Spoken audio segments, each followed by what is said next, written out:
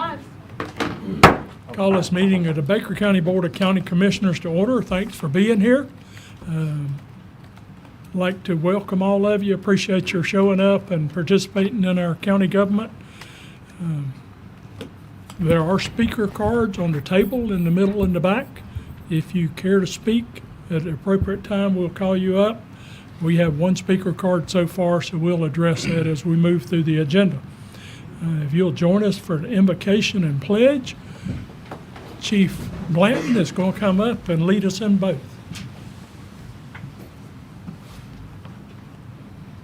Thank you, Chairman. Lord, we come to you tonight, and we thank you for loving us and having more grace and mercy than we have sinned. And we ask you to take care of this county, and we ask you to take care of the counties all around us. Lord, we need rain. We've got a lot of people that live in areas that, Lord, they're just worried at their house, and they're worried about their neighbors, and our counties around us are in a really bad way, and we're in a bad way as well. And Lord, we need rain. We thank you for loving us. We thank you for looking out for us constantly in all aspects of our life. And tonight we ask you to bless this meeting tonight. Give everybody here tonight the wisdom to make good decisions. Help these commissioners to make wise decisions about the things they have to do to protect and take care of this county and all aspects of government. We thank you for loving us, and we pray all these things in your name. Amen. Amen. Pledge allegiance to the flag of the United States of America and to the republic for which it stands, one nation, under God, indivisible, with liberty and justice for all. Thank you, Chief. Assistant Chief. Thank you, Chief Blanton. Chief, If you have a Assistant Chief. noise-making device, airplane mode, silent, turn it off. Help us keep from being distracted as we promote the county's business. So, let's move on to approval of the agenda.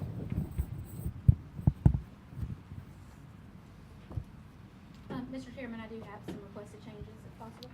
Please, yes. Okay.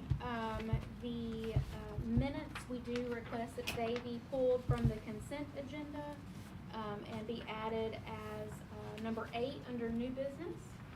So after the packet was published, we did notice that there were 2 things that need to be clarified in those. If we could do that as part of discussion. And then the second would be on our public hearing items. Unfortunately, we listed those as final hearings, and everything that's presented to you tonight is actually for first hearing. Other than that, there are no changes, Mr. Chairman. Make a motion to approve with the modifications. Second. Have a motion and a second to approve the agenda with modifications. All in favor signify by saying aye. Aye. All opposed, like sign. Motion carries. Moving on to elected officials. Sheriff, if you'll come up. Mr. Sweat.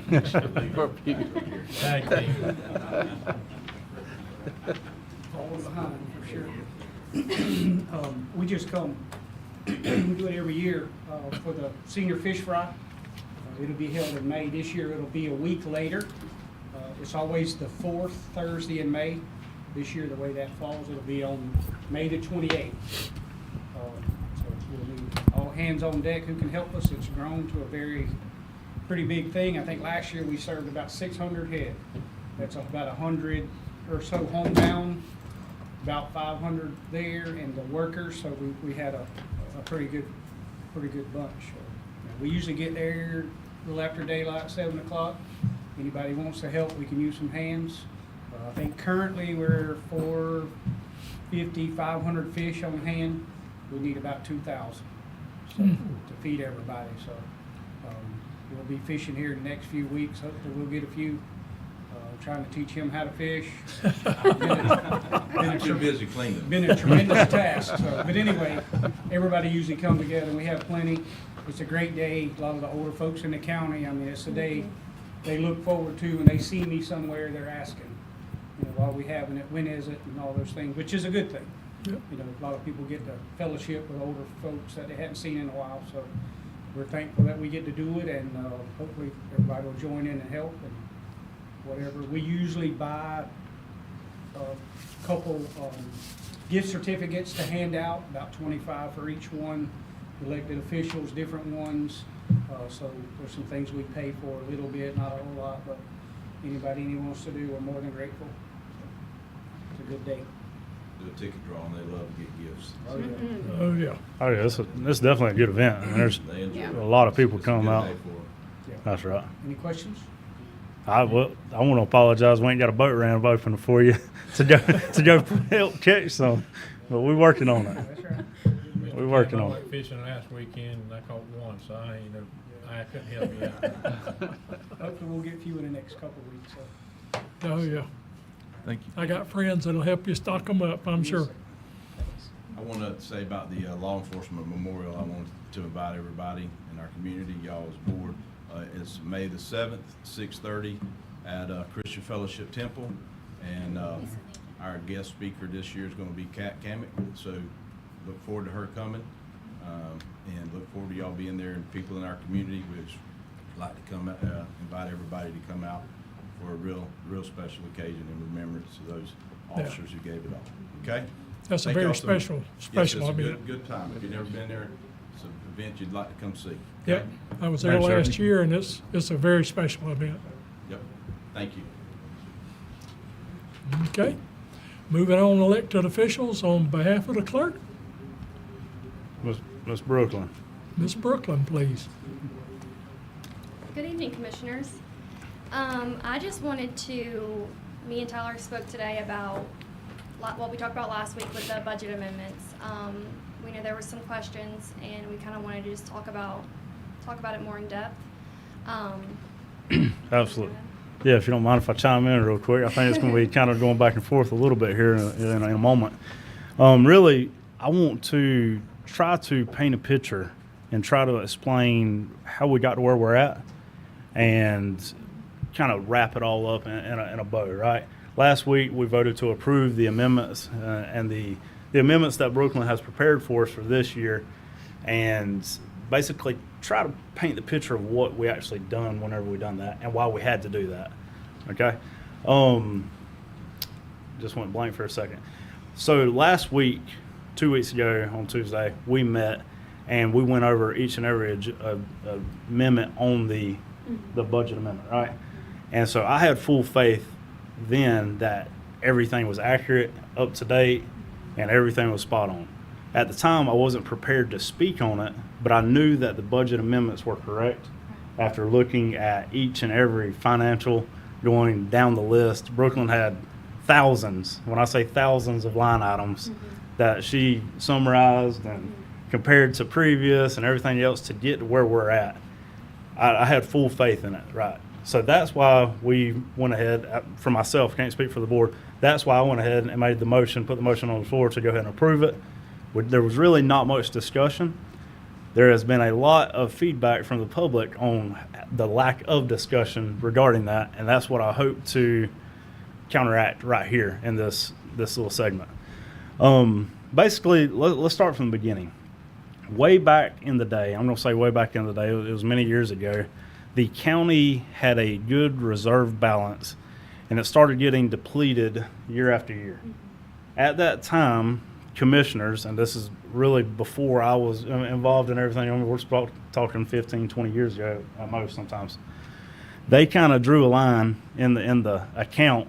I kind of looked at my finger and just drew a line in the sand, right? And said, we're not going to go below, let's call it $4 million. Was that right? Yes. $4 million back in the day? Yes, that's correct. So that was kind of where our reserve balance was going to start. And I say start. We were completely spending a bunch of our reserves, and they said, we're not going to go below this amount right here. Drew a line in the sand. Since then, when was it, in COVID? 21 and 2022. 2021 and 2022, the commissioners put what, 2 million in? 2 to 2.5? Yes, so with the federal money, the CARES money, the first round, with all the programs that we did in the community, we also were able to pay ourselves back about $1 million in payroll expenses. Okay. And the board approved the addition of that money into the reserves. And then again in 2022, too. I think that's correct. 2021 was the first one. 2022, we with the ARPA money, excuse me, we did the exact same thing. We did lots of community programs, and we also paid ourselves back $1 million, and we made that adjustment into the reserve account as well, which put us around $6 million, and then with interest calculated, it was around like $6.5 million. 6.5. Yes. 6.5 was the number I was trying to get to. Yes. 6.5 was the number that I've been told sitting on this board that's what we had in our reserve account. Correct. Brooklyn, could you explain the difference between a reserve account and just our general funds?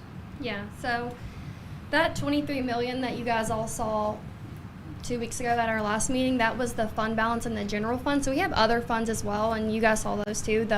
Every fund has its own balance. Some of them had big balances, some of them were in the negative starting out. So we had to make a big transfer from the general fund to cover those. But that being said, difference between reserve, we technically do not have a reserve fund or a reserve bank account. We have multiple bank accounts, but we have one main operating account. We have a money market account. So the fund balance is just kind of what rolls over every year in that fund. So if there's revenues exceeding expenses that year, it's going to stay there. But it's not necessarily something that's set apart, can't be touched, or in its own reserve bucket. And we talked about possibly putting it on you guys' mind, and something to think about would be to create a reserve fund, actually have it separated out in our accounting system that we shows it. transfer a set amount of money in there, whatever we decide, whether that be a percentage of expenses or whatever, just so that way we can have that peace of mind of knowing this is not just fund balance, this is actually our reserve fund balance. Right. So But rather right- than the general fund balance is what we've been talking about. At this point in time, though, we have one account, and at the end of this fiscal year, it'll have $18.1 million is what we project in it. There is no technically an account set over here that's got $6.5 million in it. It's in that Right. 18.1, just with a line that says we're not going to go below 6.5. Yeah. That's where we're at right now. So of that, we're sitting here and trying to wrap my head around how we went from what we were told is 6.5 million in the reserve account to now we're looking at 23 million minus the 4 to cover this year's budget, brings it to 18.1. As a commissioner, we're sitting here each time during the budgets last year, and we're we've got to cut, don't have enough money, this and that. Every single person come up here. I know Sheriff was a big one. We sat here and was like, Sheriff, what can you do for us? We need you to come down. Each department head, director, everybody come before us, and we're like, we've got to cut. And during that time, we were told that we had $6.5 million in reserves.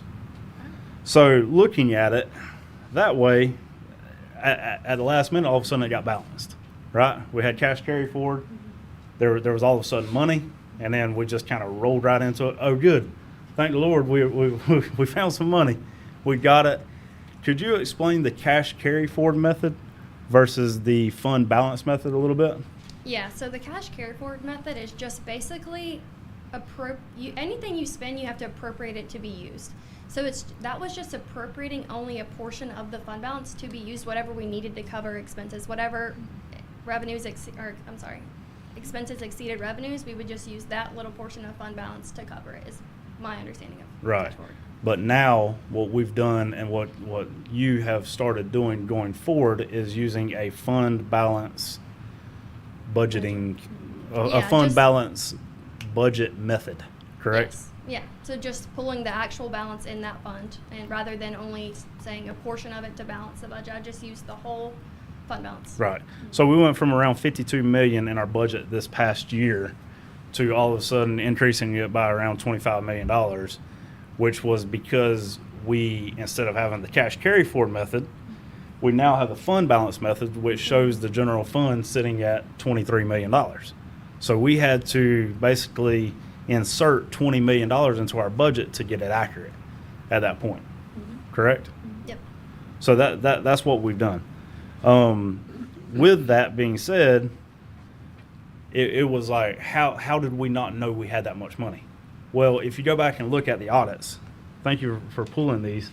Each of the audits, if I went to the combined balance sheet, let's see, combining balance sheet of the general fund, this is for the 2021 audit.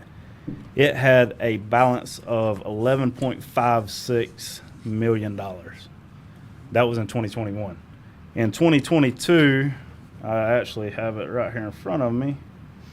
2022, the ending fund balance for the general fund was 14.2. 2023, 17.9. 2024, 21.6.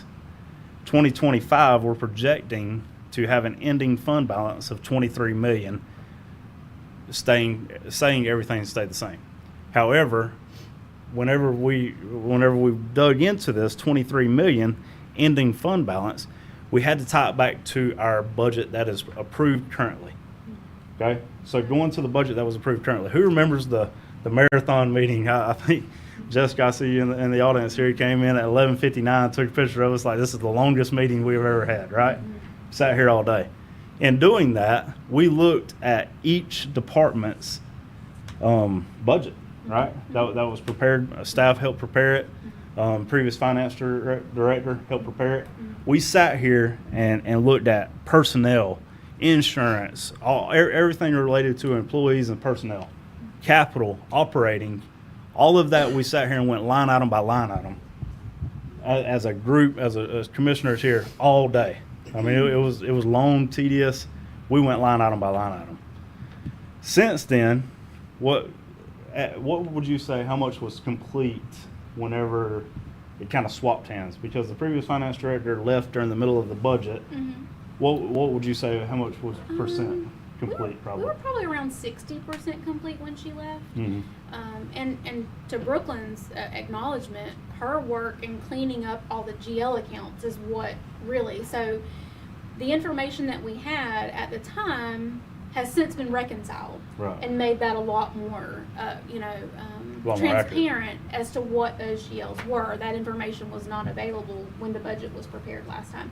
But yeah, I would say it was about 60% or so. 60%. Most of what we had to complete was the changes that you all as a board made to the departments, and then the revenues that were reported from DOR and the salaries of elected officials. So yeah, I would put it around 60%. Right. Yeah. So during that, we have what we were looking at as our budget worksheets, budget everything. In doing that, it was almost apples and oranges compared to what actually was approved by this board as a budget. When I say that, the worksheets that we had, and then the trial, I don't want to say trial balance, but it was almost a trial balance that the finance had in plugging every single line item in there, personnel, operating, capital, all that stuff, did not reflect what we sat here as a group of county commissioners and talked about and went through.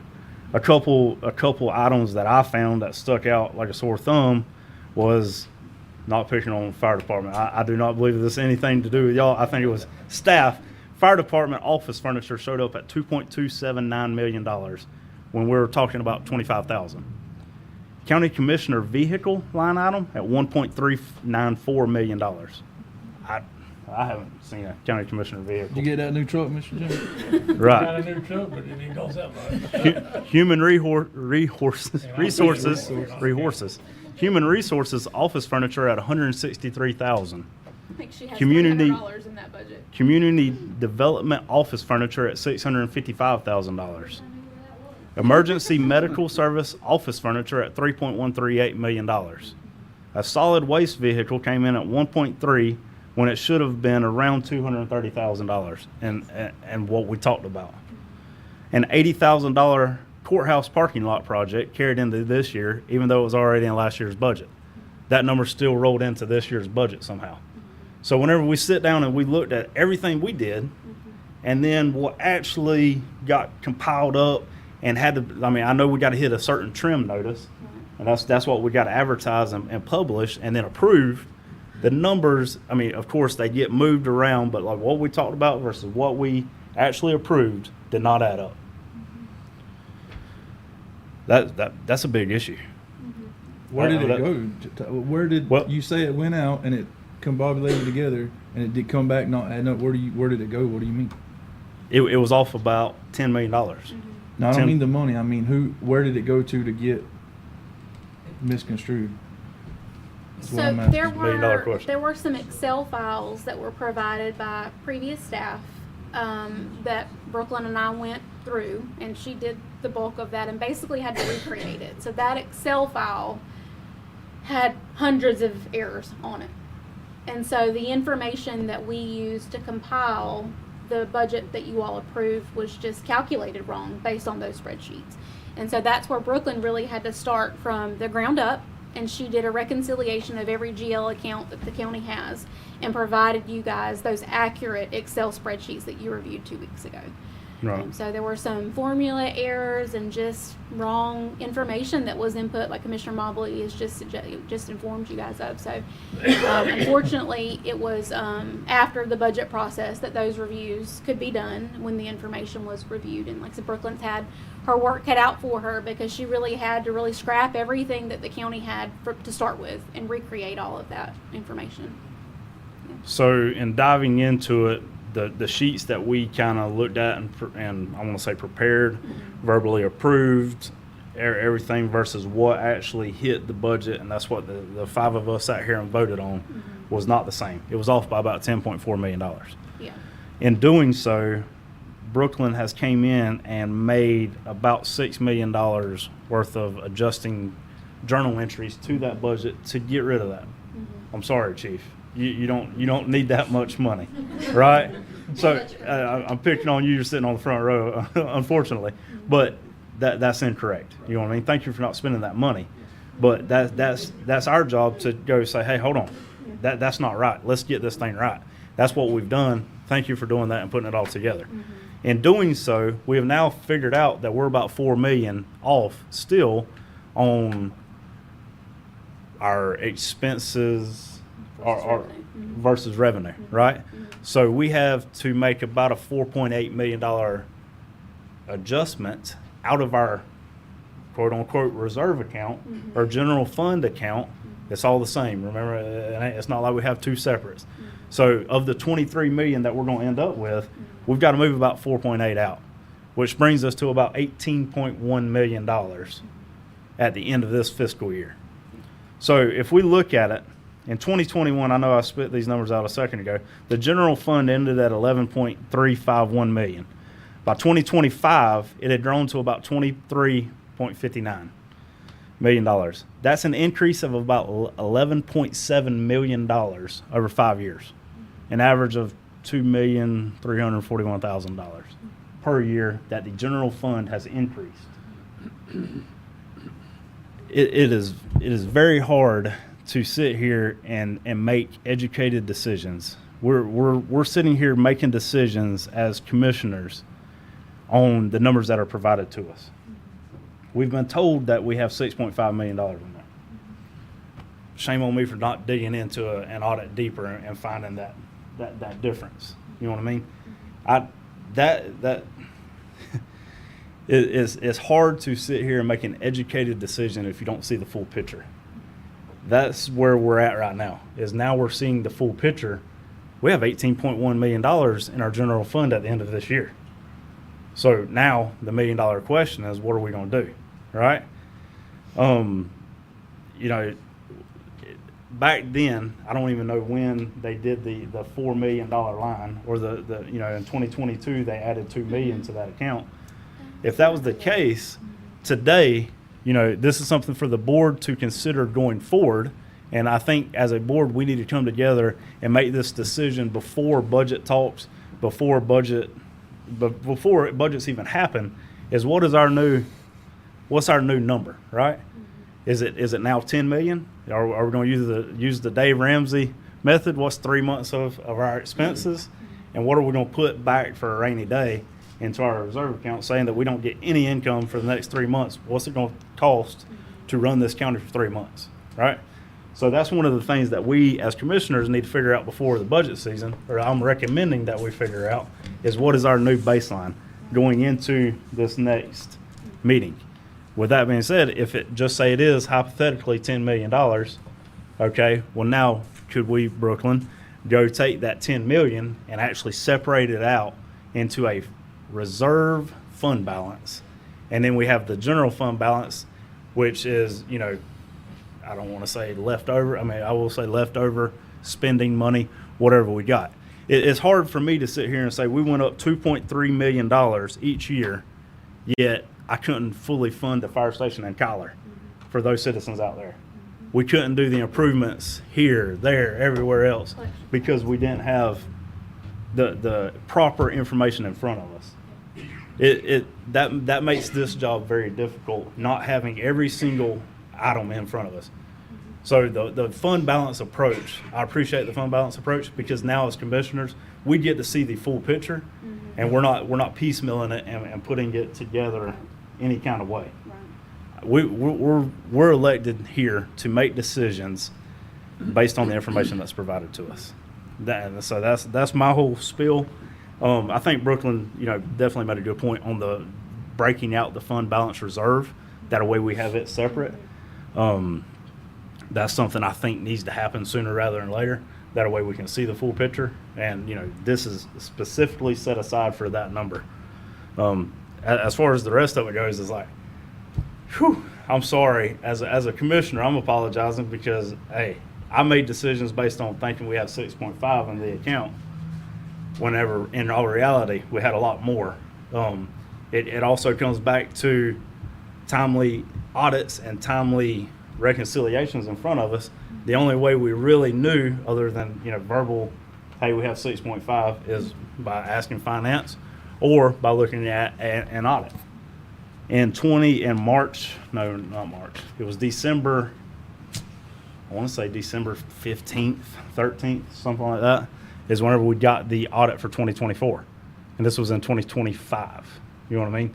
So almost a year and some change later, we're looking at the audit from last year to find out what we got in the general fund of that year. Now, we could have, obviously reached out and seen it. But previous to that, it was like we really didn't know because we were trying to complete audits. A point I do want to make is all the audits were correct. The audit showed the fund balances on each year. I mean, you can go back and dig through all the audits. Every year they're there. And every year the general fund shows that it went up, 2024, 3.7, 2023, 3.4, 2022, 2.6, 2021, $1.7 million. So it's increased quite a bit over the last 5 years.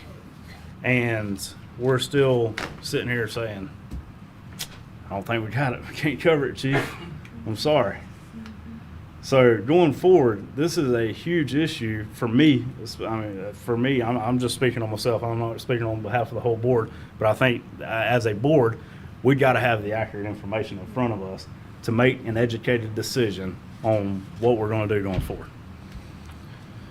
Thank you for everything you've done. Yeah, I also wanted to say I spoke to Commissioner Hartley today about he wanted to know like a little update about where we are as far as our spending, just to see if that 4.8 million going into fund balance is still accurate. And I would say it is because I calculated the year-to-date expenses based on budgeted versus what we actually have spent. We're about 53%. Our collected revenue is at about 60%, and we're about 55% way through the year. So we're like kind of right on track for everything. And we So that budgeted for. 4.8, you do think we will? I do think so, yeah, Yeah. based off today's numbers. So really, an ending balance of 18.1 is pretty close. I would right? think so, yeah. Yeah. And I feel comfortable with that number, especially looking at everything in those percentages there. If we spend everything we got, we're going to hit that mark, about 18.1 million left in our general fund at the end of this year. So, like I said, what's our new number going to be on, hey, we need to up our reserves to 10 million or either keep it at 6.5 or whatever we do. But I think we need to put it in a separate account. That way we got it sitting there and we can all see it specifically rather than just looking at a $23 million or $18.1 million account and knowing in the back of my head we got 6.5 in that account. I think as far as clarity, separating it would be nice. That's not necessarily a different bank account. That's just a different internal account. Exactly. That's restricted. Well, yeah, that's right. Restricted. I don't know if I use the word restricted, but yes, set aside for that. It would take a board approval to spend anything out of that I account. like it. Yes, sir. Generally, what happens is when you have money in a reserve account, then you would see a budget amendment that pulled money from the reserve account as you deemed it necessary. But right now, technically, we don't have that, correct? But the clerk could set that up. Honestly, they don't need any direction from us. I mean, the clerk controls the accounts. They can do that on their That's own. right. Yeah. But we She just, doesn't know what the amount is. she would just need to know what amount to put in it. So I was at that meeting, actually sat next to Al Frazier when the question from the board at that time was, because there was another commissioner at the time that said, essentially, we can't have nice things because we have to take care of our inmates. Mhm. And it was that inmate cost that kept dipping below our reserve threshold. And Mr. Frazier was the one that recommended that the amount was based on the expenses for the first quarter to balance cash flow for that year. Right. So, I mean, you can stick with that analysis plus a little bit more. I don't know what a quarter of our cash flow looks like at this A point. quarter of our cash flow is about $10 million. Yeah. 10.7, Looked I at that believe. today. So then it would make Yeah. sense to set it somewhere around like 11 million. Right.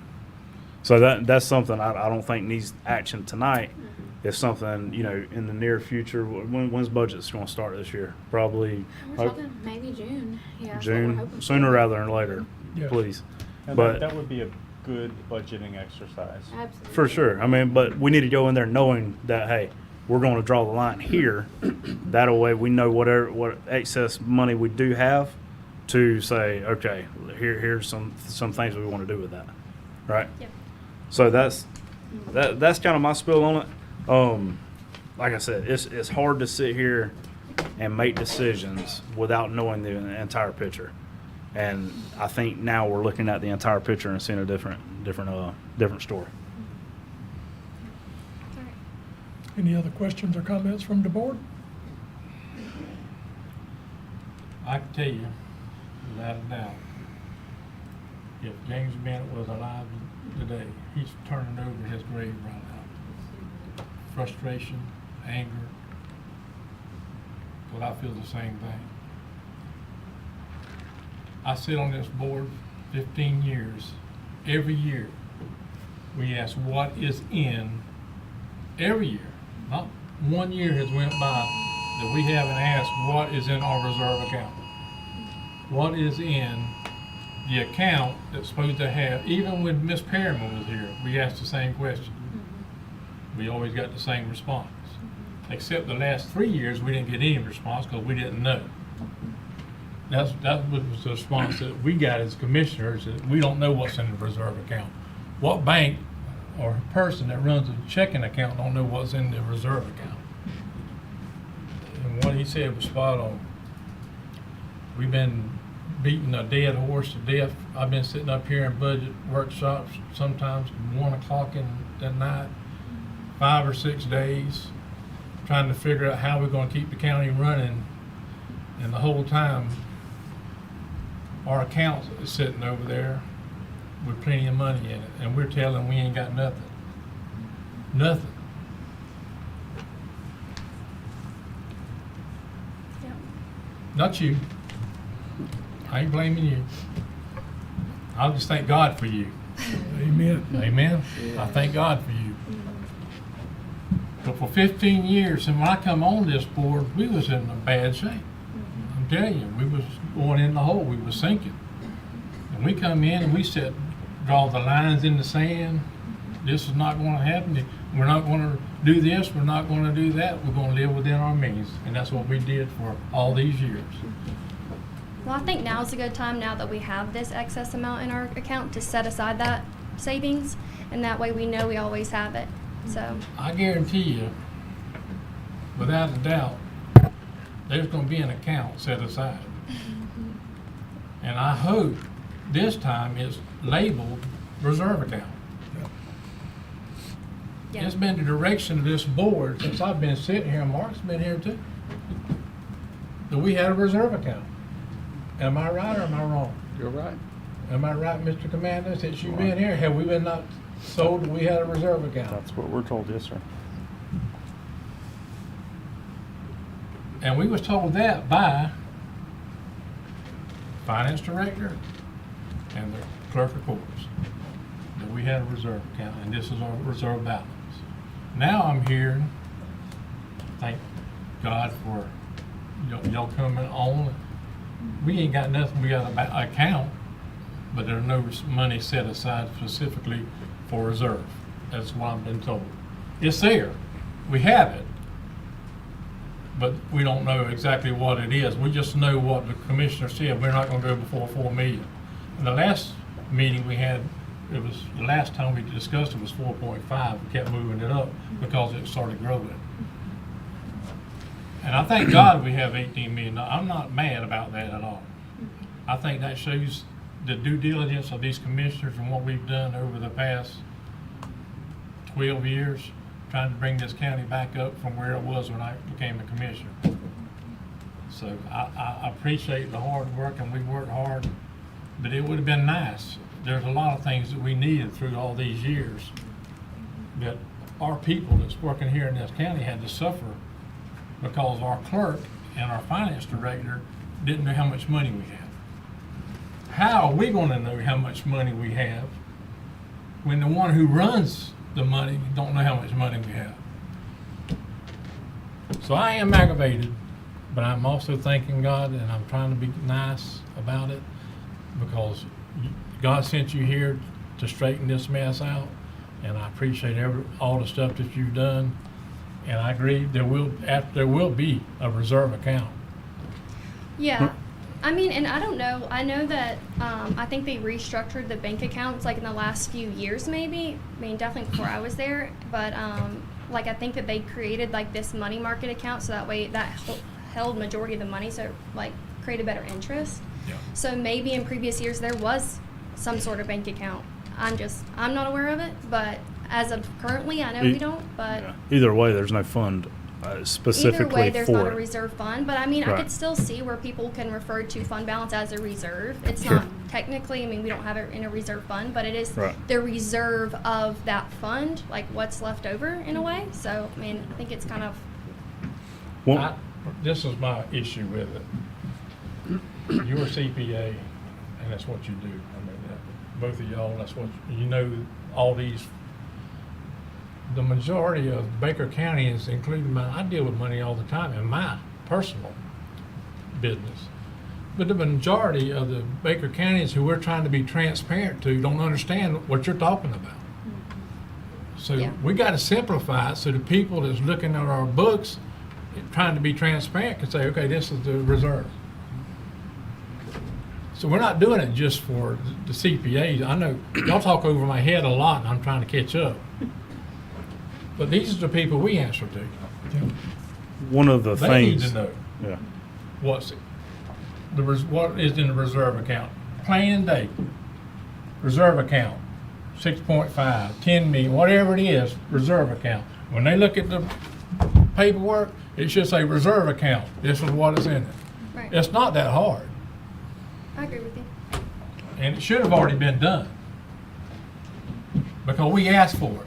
The board asked for it, not me, the board asked for it. Even back when Al Frazier was the clerk of court, we wanted a reserve account. And as far as I know, we've asked every year, I know I have, what's our cash carry forward? What is our reserve account? Because I know we wouldn't want to go under $4 million. Right. But, thank you.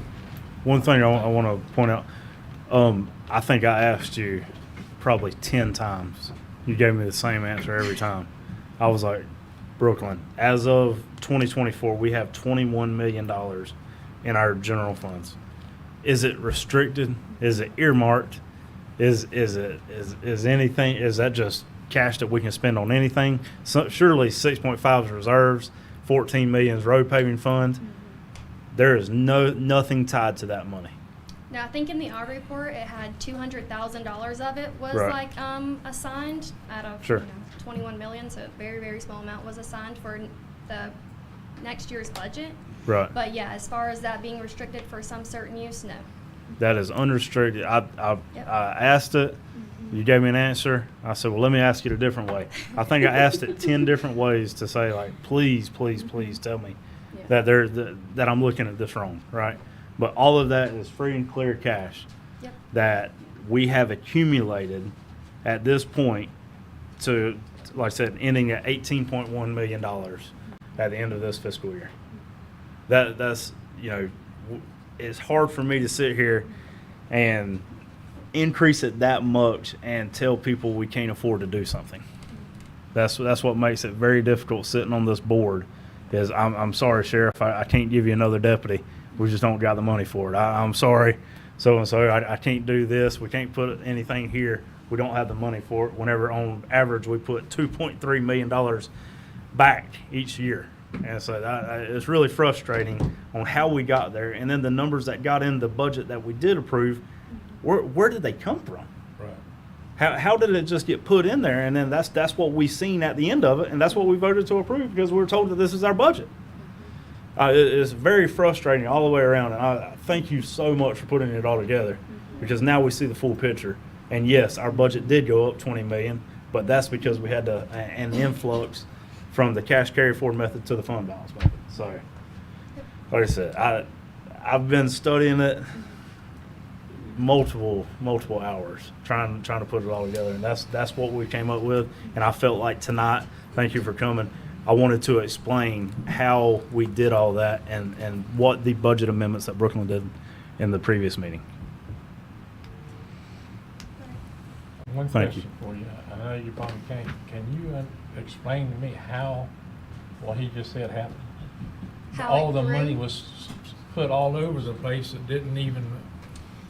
Yeah. How did we wind up I with think a furniture lot of costing it. $5 million? I think that with the furnitures being so high, I think a lot of it was typos. I think that those were supposed to be total rows, and they ended up going into line items.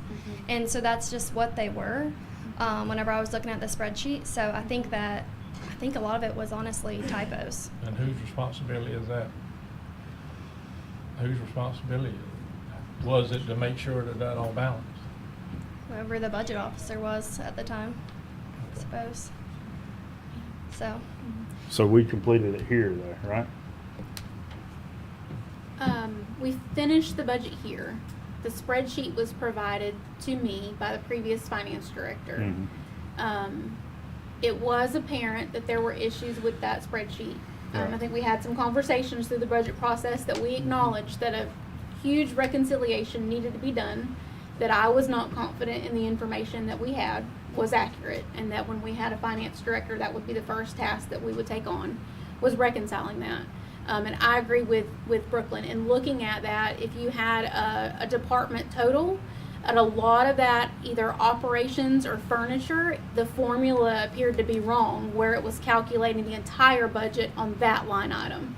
So where someone may have $1,500, but their entire budget was $400,000, it showed their furniture as $400,000. So unfortunately, that information, we were at the end of the budget process, and so like I said, the spreadsheets were just wrong.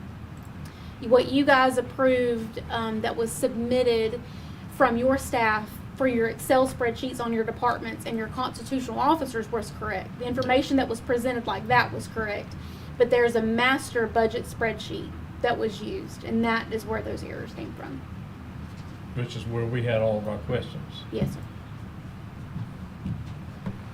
And you know, looking at it, I don't know if it was just a plug number or anything, but it's not. I mean, those aren't adding up to just be a total number from things above it. So it's definitely one of them things. Like, I don't know how it got there, where it came from, but it's there, and now we got to deal with it.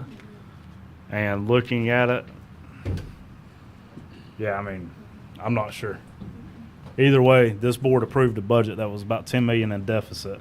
We've had to make about $6 million in amendments, and we're pulling $8 million or $4 million from reserves to cover this year's budget. Point blank. Any other questions or comments from the board? Right? Even if you don't understand exactly what this board's been saying for the last 15, 20 minutes, what I want to point out is that you're seeing what this board is trying to put across as transparency and accountability, period. It feels very silly to us to sit up here and say, well, we didn't know we had this kind of money. But we were being fed information, and we were going off the information that we were fed. Unfortunately, I sit in the room as the man that really has no idea what happened, okay? But what I can see from what I see sitting in my seat, is even though I don't understand how we got this to this place to this point, is where are we going from here? Because the only thing that I've heard is, well, we're going to move money into a fund. But what are we going to do? Are we going to be transparent with the people? Are we going to hold each other accountable? Because the thing is some people in this room, they want to point across there at Stacy. They want to point at our old finance director. We just sat there and told you that lady left 60% of the way. So you could say it's Stacy's fault. You can say it's Sarah's fault. You can say whoever's fault you want to. But the bottom line is nobody in this building or that building will hold accountability for what happened. Okay, we have to hold accountability. We have to demand a better quality work. Like, we're here serving the people. We must have two-way communication. We must set our pride to the side. We must stop accepting poorly executed work in this building. Period. I don't mean that towards one person. I don't mean it towards the board necessarily. But I'm telling you one thing, that this is the definition of poorly executed work. It would not be acceptable in any other company. Do you agree? That's right. If you worked for me and you had my money, $500,000, let me back up. If you worked for my company and you were 10 grand off, you probably would not have a job the next week. And here we're 18 million, $23 million off, and we're supposed to just act like nothing's wrong.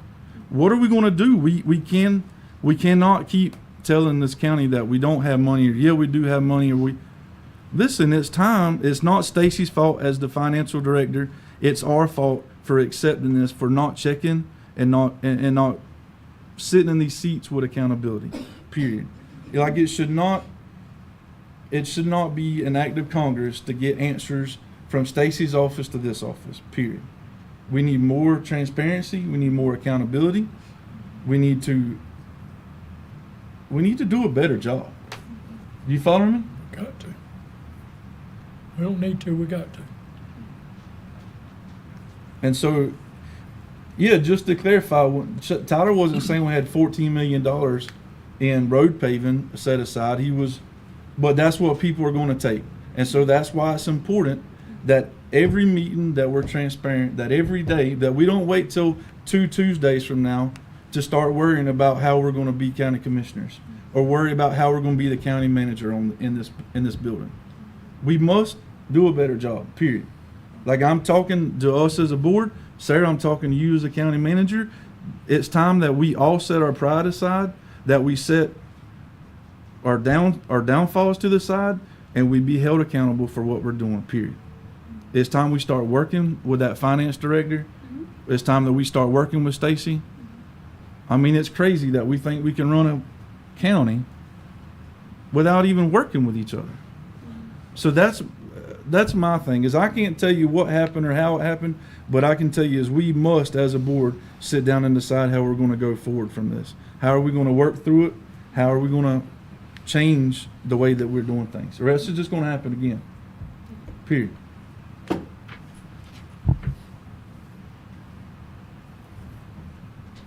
Thank you, Ms. Berkeley. Thank you. Moving into public comments, we do have a public hearing starting at 6 o'clock. I have one public comment card.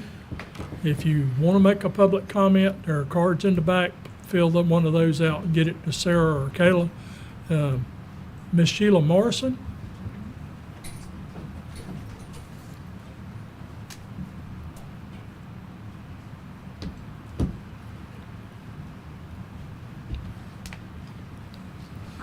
Hello. I'm Sheila Morrison. I've been from Baker County my entire life. And first of all, does these microphones work? Yes, ma'am. Yes. Because you don't hear from the back of the room. But we saw the budget and we wondered how. And I mean, the last time I spoke up here about paving, I was told by James Bennett that there was no list, never had been a list, and everybody agreed to that. There's a list, and it's at the county road department. Has been a list, always been a list. And but everybody sat here and agreed to an old woman that know I was wrong. There was no list. What I want to know is, when is my road gonna get paved? I can't even wash my car because the dust is so thick. If you drive out to get your car washed, come back, it's coated it again. And I've lived there for 26 years.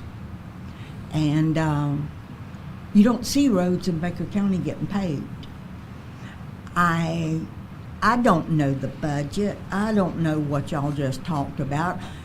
To me, all I heard was there was $25 million found and decided to be played forward.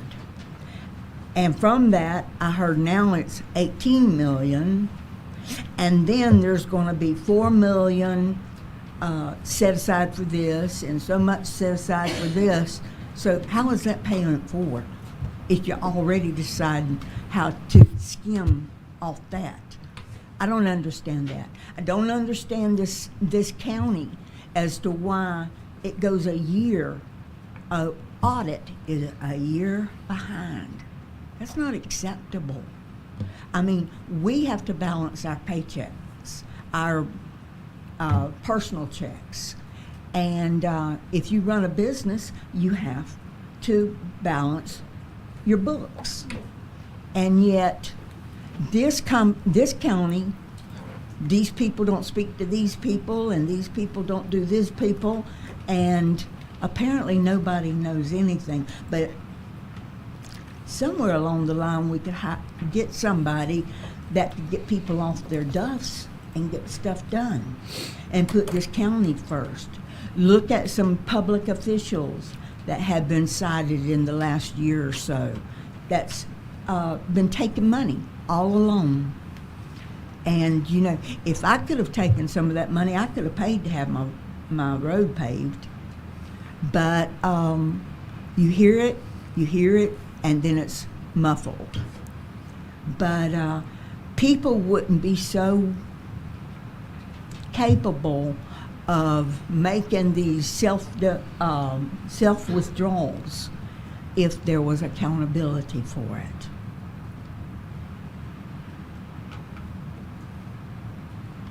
And all I want, and all the normal Baker County person wants, is their road paved. And 23, I don't see anywhere where that's been cited as being paved. And yet you have to have signs along the road that says dip. And it's just a raunchy road. And it's one of the, I believe, one of the first and foremost roads in Baker County. And yet they talked about that comes from the gasoline tax. But James Bennett himself said McLean is not growing. And I said, well, what about the new schools? What about these new housing projects? That doesn't mean that we're increasing. For everyone that comes in, we got people leaving.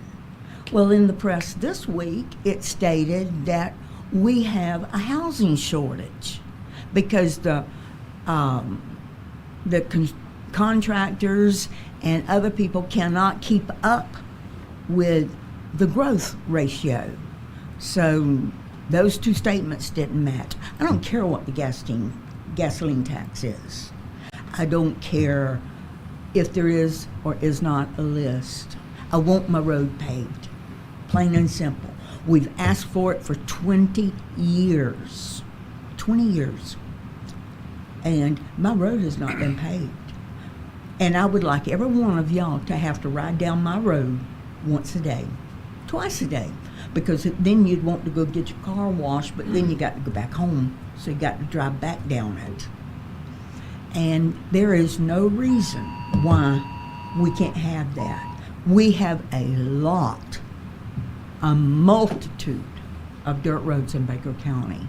You talk to the bus drivers, talk to the delivery drivers, and all we can say is we keep asking, but who's hearing us? Is anybody? Now they've got some funds for, they say, but I'm sure when it comes down to it, this has been set aside for this has been set aside for this, and once again, we don't have roads paved. And I'm not talking about repaving paved roads. I've seen roads right here inside this city that's been repaved 3 times. 3 times. Mine's never been paved once. And I pay taxes. And just want somebody to treat us as an equal. I know that y'all are all smarter than me. And I know that y'all know what you're doing, supposedly.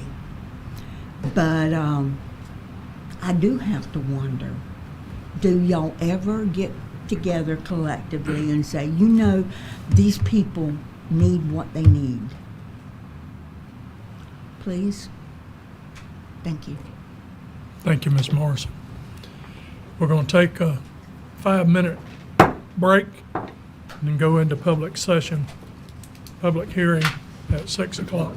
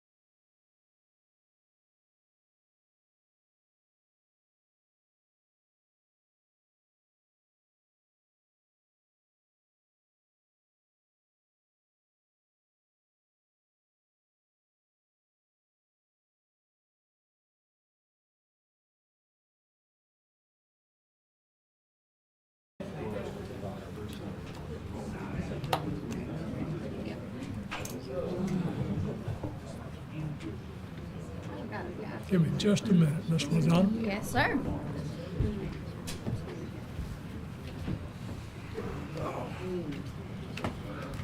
We have several items, first reading into public hearing.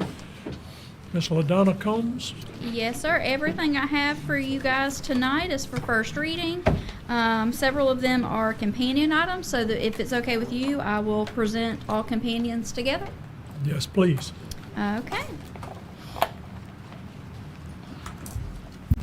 So the first set of companion items we have this evening is for ordinance number 2025-26, a small-scale land use amendment with a request of agriculture B to medium-density residential. The companion is ordinance number 2025-27, a rezoning with a request of agriculture 7.5 to residential conventional mobile home 0.5. So this parcel is located off of Ruis Lane, which is on kind of on the backside of Margaretta. If you look here, this is kind of where 139 stops, and then Ruis Lane continues on and goes back here. So it's on the very backside of Margaretta. It's 1 acre, again with a land use of agriculture B and a zoning of Ag 7.5. So this parcel was created prior to any of our current standards. So we would look at it as you know, kind of legally non-conforming. They were allowed to build on it for one home because it did exist prior to our current standards. The applicant intends to bring the parcel into compliance as well as place an additional mobile home on the property for their daughter. So if you look here, this area kind of has a mixture of things. On just south of this, you'll see it is Ag B with Ag 7.5, and then to one side you have RCMH 1, and the other side RCMH 2.5 with some very low density residential.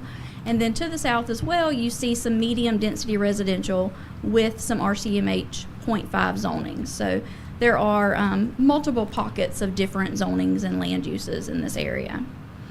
Most of the parcels would be less than that Ag 7.5 zoning, and they are either lots that are aged, that have been that way for a while, or they're a result of some sort of family lot or inherited property, something of along those lines.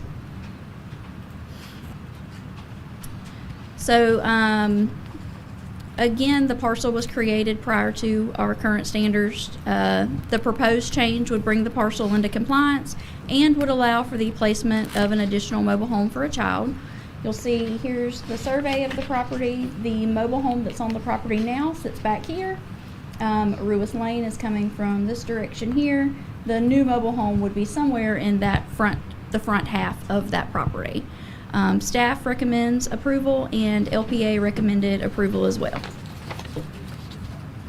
And I'm happy to answer any questions you might have. Any questions or comments from the board? Mr. Chairman, I have one. Mr. Anderson? It's hard for me to see because my eyes is not very good. Where is Ruis Lane? So Ruis Lane, if you were to turn to go into Margaretta, take 139 to where it stops. Yeah, I know, right. Where If you where is continue it according straight- to the Straight ahead. property If you, itself? if you continue straight, Ruis Lane is along here, and then it curves and goes straight to the property. Yeah, that don't help me. Couldn't find it either. So Ruis Lane's here, the property's over here. So it comes over here. So it goes beside the property, so they would have access It to does. Ruis Lane Yeah. without having an easement. It does, Okay. yes. That was my question. Even though it's not on the map, there's a loop that comes all the way back around. Right, okay. That was gonna be my question is, do they need to have a deeded access, a deeded access, or, but now I know that they don't, Yes, sir. Yep. but I couldn't see it. Any other questions or comments from the board? Any public comments on this item? Thank you, Ms. Combs. All right, we will go into the next two companion items. I did.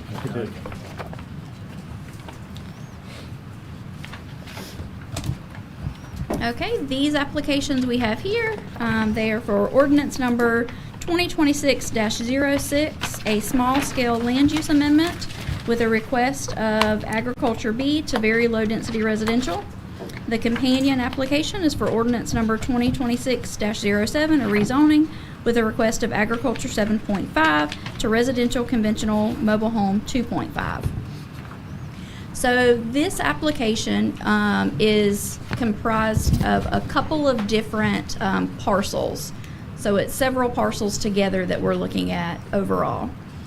So to kind of give you a better picture of that, the one that is highlighted here, this L-shaped parcel here, and then this piece here as well.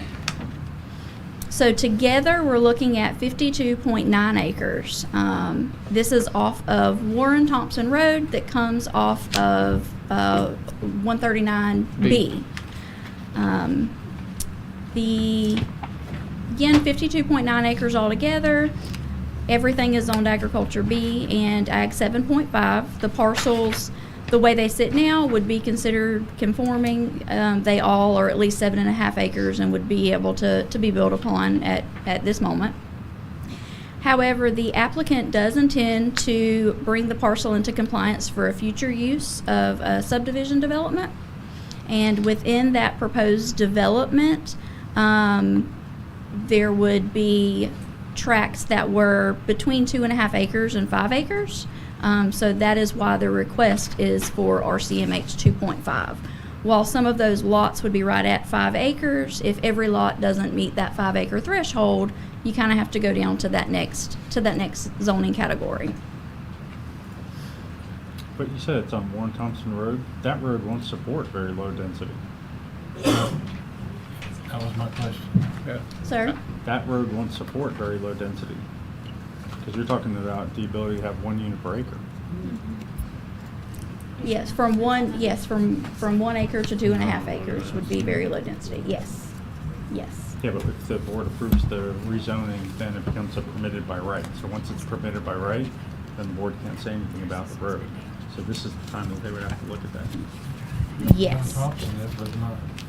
So, if you look at the development review committee's comments, those there are some comments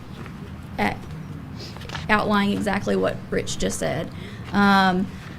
While looking at the area, you know, there is some right down the street. There are some other pockets of very low density residential, but in this case, knowing the road that it's coming off of, we want to take into account that proposed future development as well.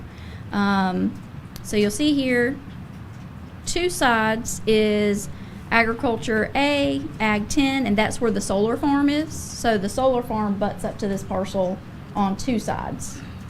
And then you have residential on the other 2 sides.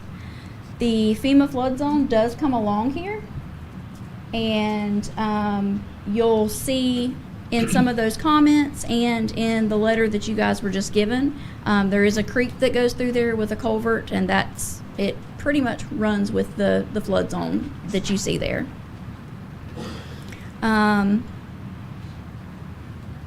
If you were to put the surveys together, since they were different parcels, the surveys came in different pieces. So I've kind of pieced them together to show you what they look like in relation to that actual map. Again, the applicant would intend to bring the parcel into compliance with their future use of subdivision development. The applicant, you know, does have the right to use and somewhat maintain Warren Thompson within its current capacity, but you know, what would we be opening up the future for with the access requirements that would come with a subdivision, and like Rich said, with that different land use category. So there was a lot of discussion at the LPA meeting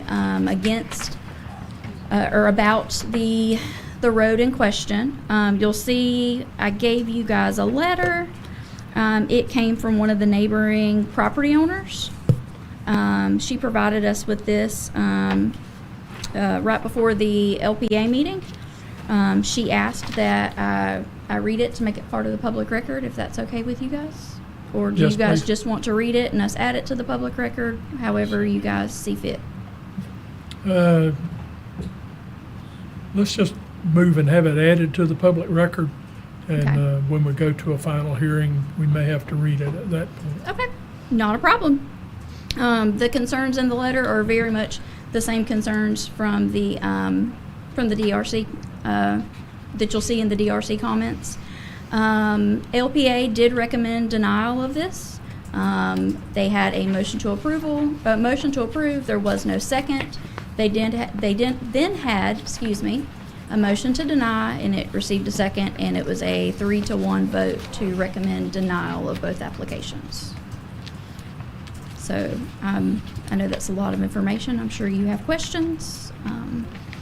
Say that one more time. It was a what? Sir? 3-1 denial. 3-1 denial on Yeah, this 3-1 denial was the LPA's recommendation. I thought it said approval on here. So that was the initial staff recommendation. LPA recommended denial. Maybe you And that said, report is staff recommendation. maybe you already said this, Adonna, forgive me if you did, but so why did the staff recommend approval? So just looking at only looking at the land use and zoning recommendation. Taking future development out, it was arguably compatible with two sides. You did have the solar farm on two sides with Ag 10 and Ag A, but two other sides are zoned different residential zonings, some of which being very low density and medium density. So if you look at my staff recommendation, the staff recommendation is approval, but it does say, however, taking into account the future development. So, like if you look at, I think it is on. So for ordinance number 2026-06 is on page 3. You'll see in the middle is a recommendation of approval. However, I do have concerns about the future development of Warren Thompson Road. While the applicant does have the right to use and maintain Warren Thompson within its current capacity, the future development and access requirements associated with the subdivision development, may result in some unforeseen issues there. So, Chairman. Yes. I rode by there. It's not far from where I live.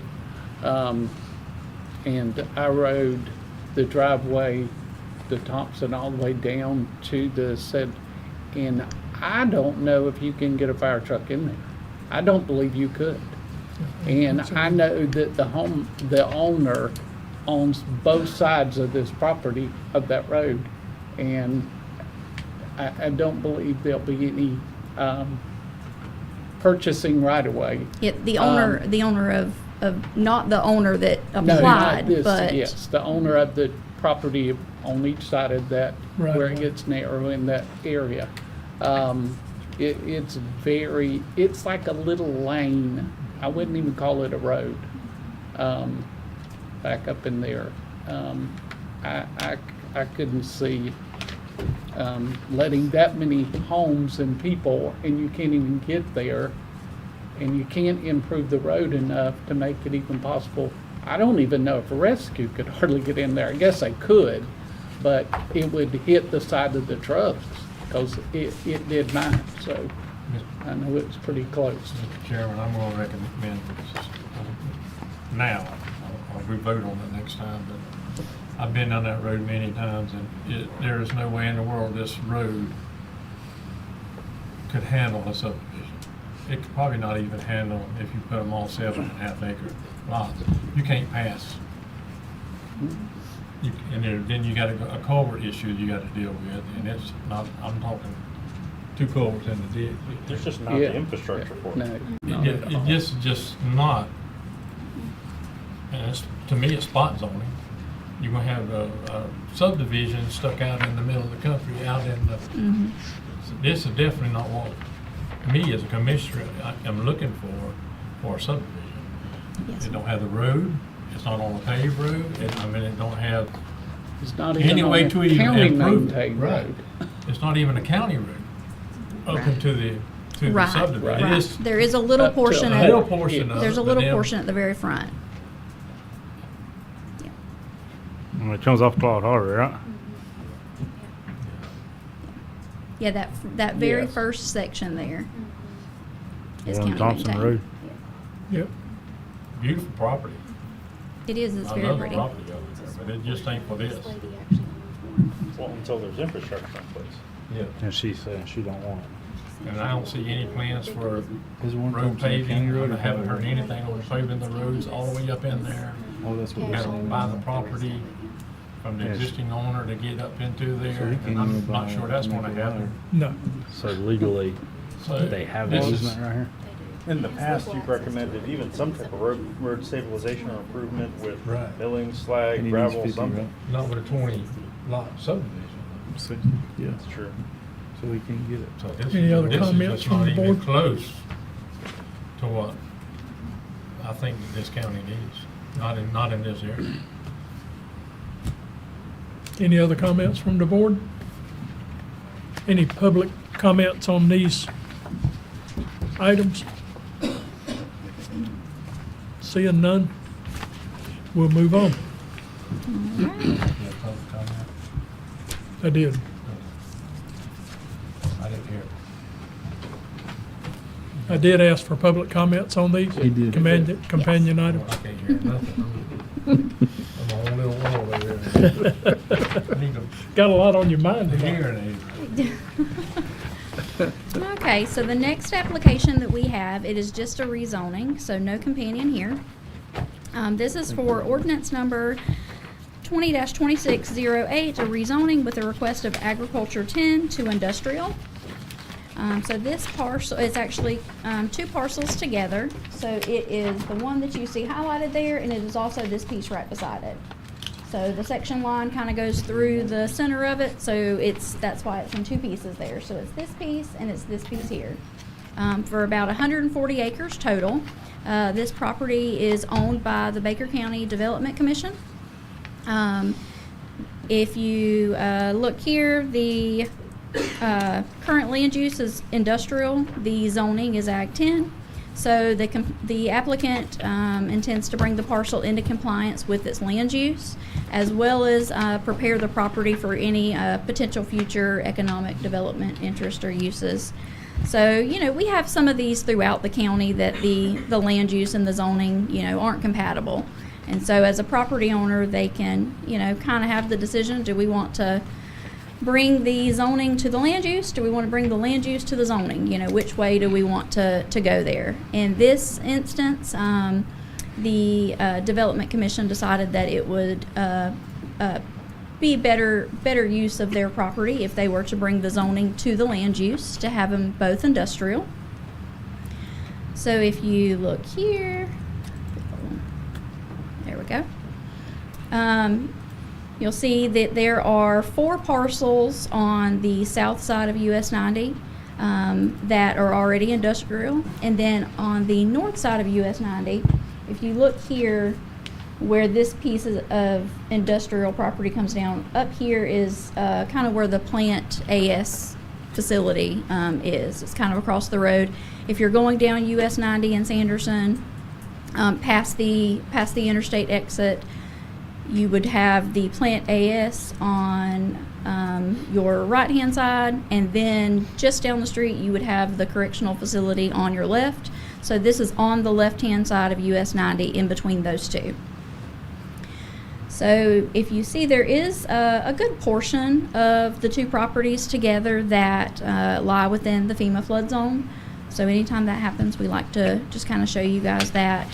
The Development Commission is very aware that, a good portion of that is within the flood zone.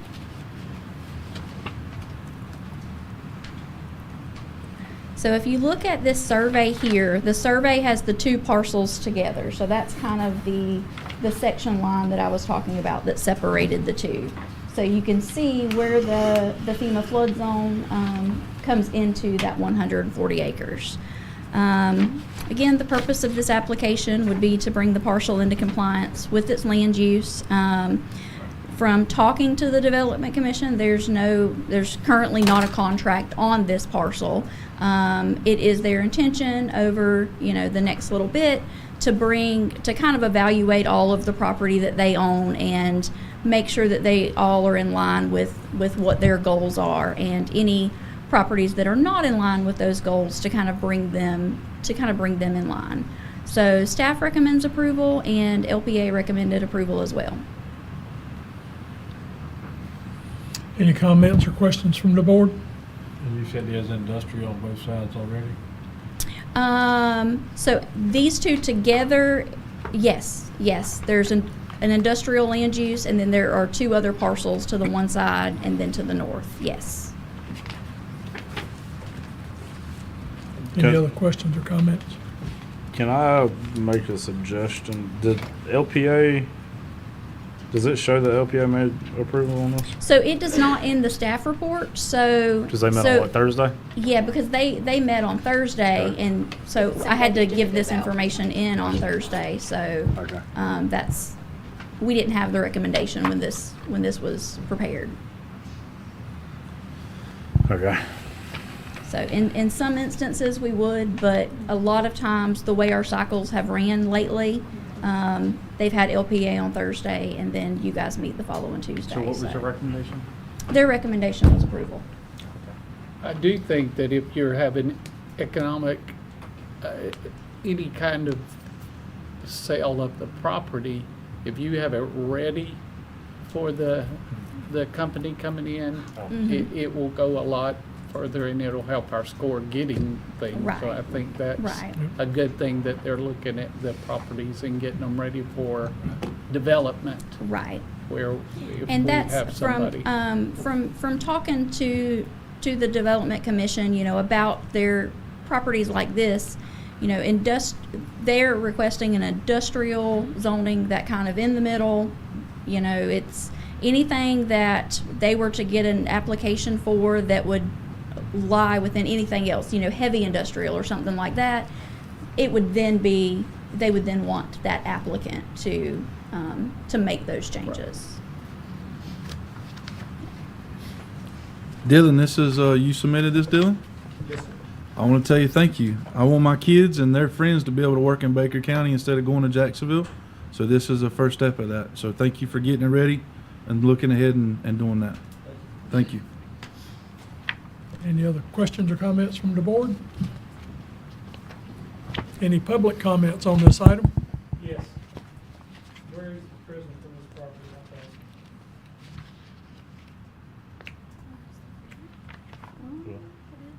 So. What was the question? This. How far is the prison from the This property is here. This is the housing where, the prison housing is there, where you see all of their mobile homes The there. trailer park. Yeah. And I then. live out there, so for me, I'm completely against it, but, I know it's a done deal, there's nothing we can do with citizens, but I'm totally against it. Because I don't want industrial, I don't want to have to drive by it every day, but there's no way I can stop it. Me and the rest of the citizens. You should come up and talk. Yeah, we're not gonna be able to hear anything. Can you come up and, can you come up? So they can hear you? Yeah, I'll let you.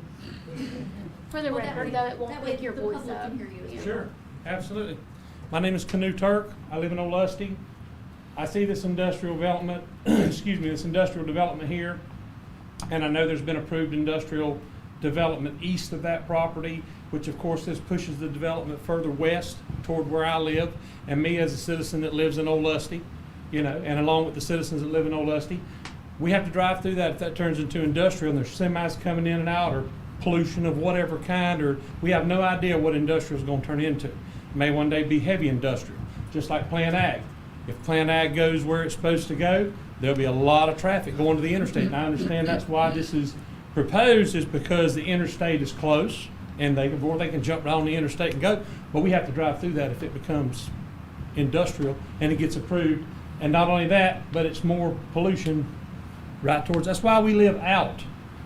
That's why people like me live out of the county to the very edge, because we don't want to deal with that. But I know that the county says, oh, we live in the county, let's push it out. So therefore it pushes it on top of us. That's all I got to say. Well, but nothing's a done deal until all the It's a public done comments deal. are heard. Okay. Just like Man Ag is a done deal. Any other public comments on this? All right. Hearing none, we'll move on.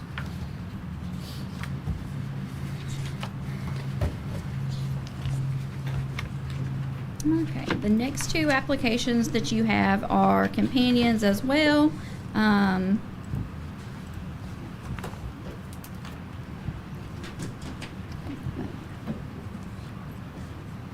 Okay, so the next two applications that you have, they are an application for subdivision development for preliminary and final review with a companion variance for relief of paved road access.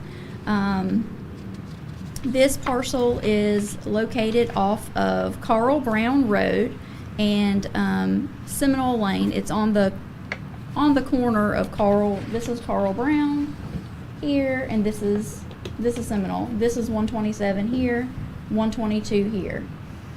Just to kind of give you an idea of where we're looking at.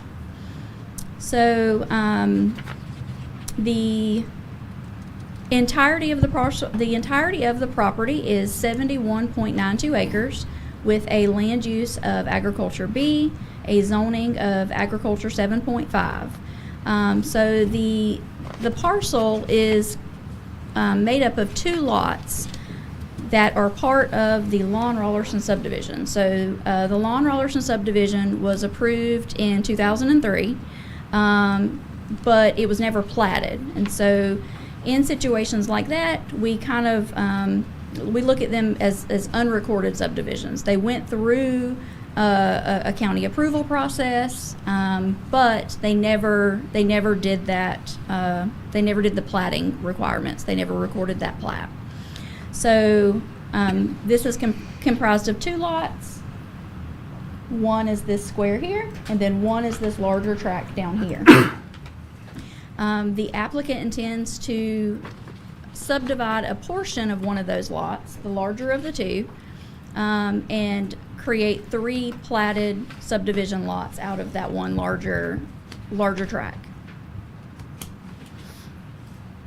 So if you look here, there's not a land use or zoning request. Most everything in this area is agriculture zone B and ag 7.5. Just to the south, there's a little bit of very low density residential and RCMH 2.5, but not immediately, to the side of this parcel. So the flood zone does come along and just all but touches one corner. So we like to show you, that when it's that close, but does not seem to lie within this parcel at all. So if you look here, this is kind of the original lot layout and the proposed lot layout. So we're looking at lots 8 and 10 here. So this would be the 10-acre tract here and the 61-acre tract here. So those two together is what creates Mr. Tillis's parcel. So if you're looking at the survey, that is the 10-acre tract there. That's the line of that. And then the 61-acre tract here. All three of the proposed lots would come out of what was lot 10, which was 61 acres.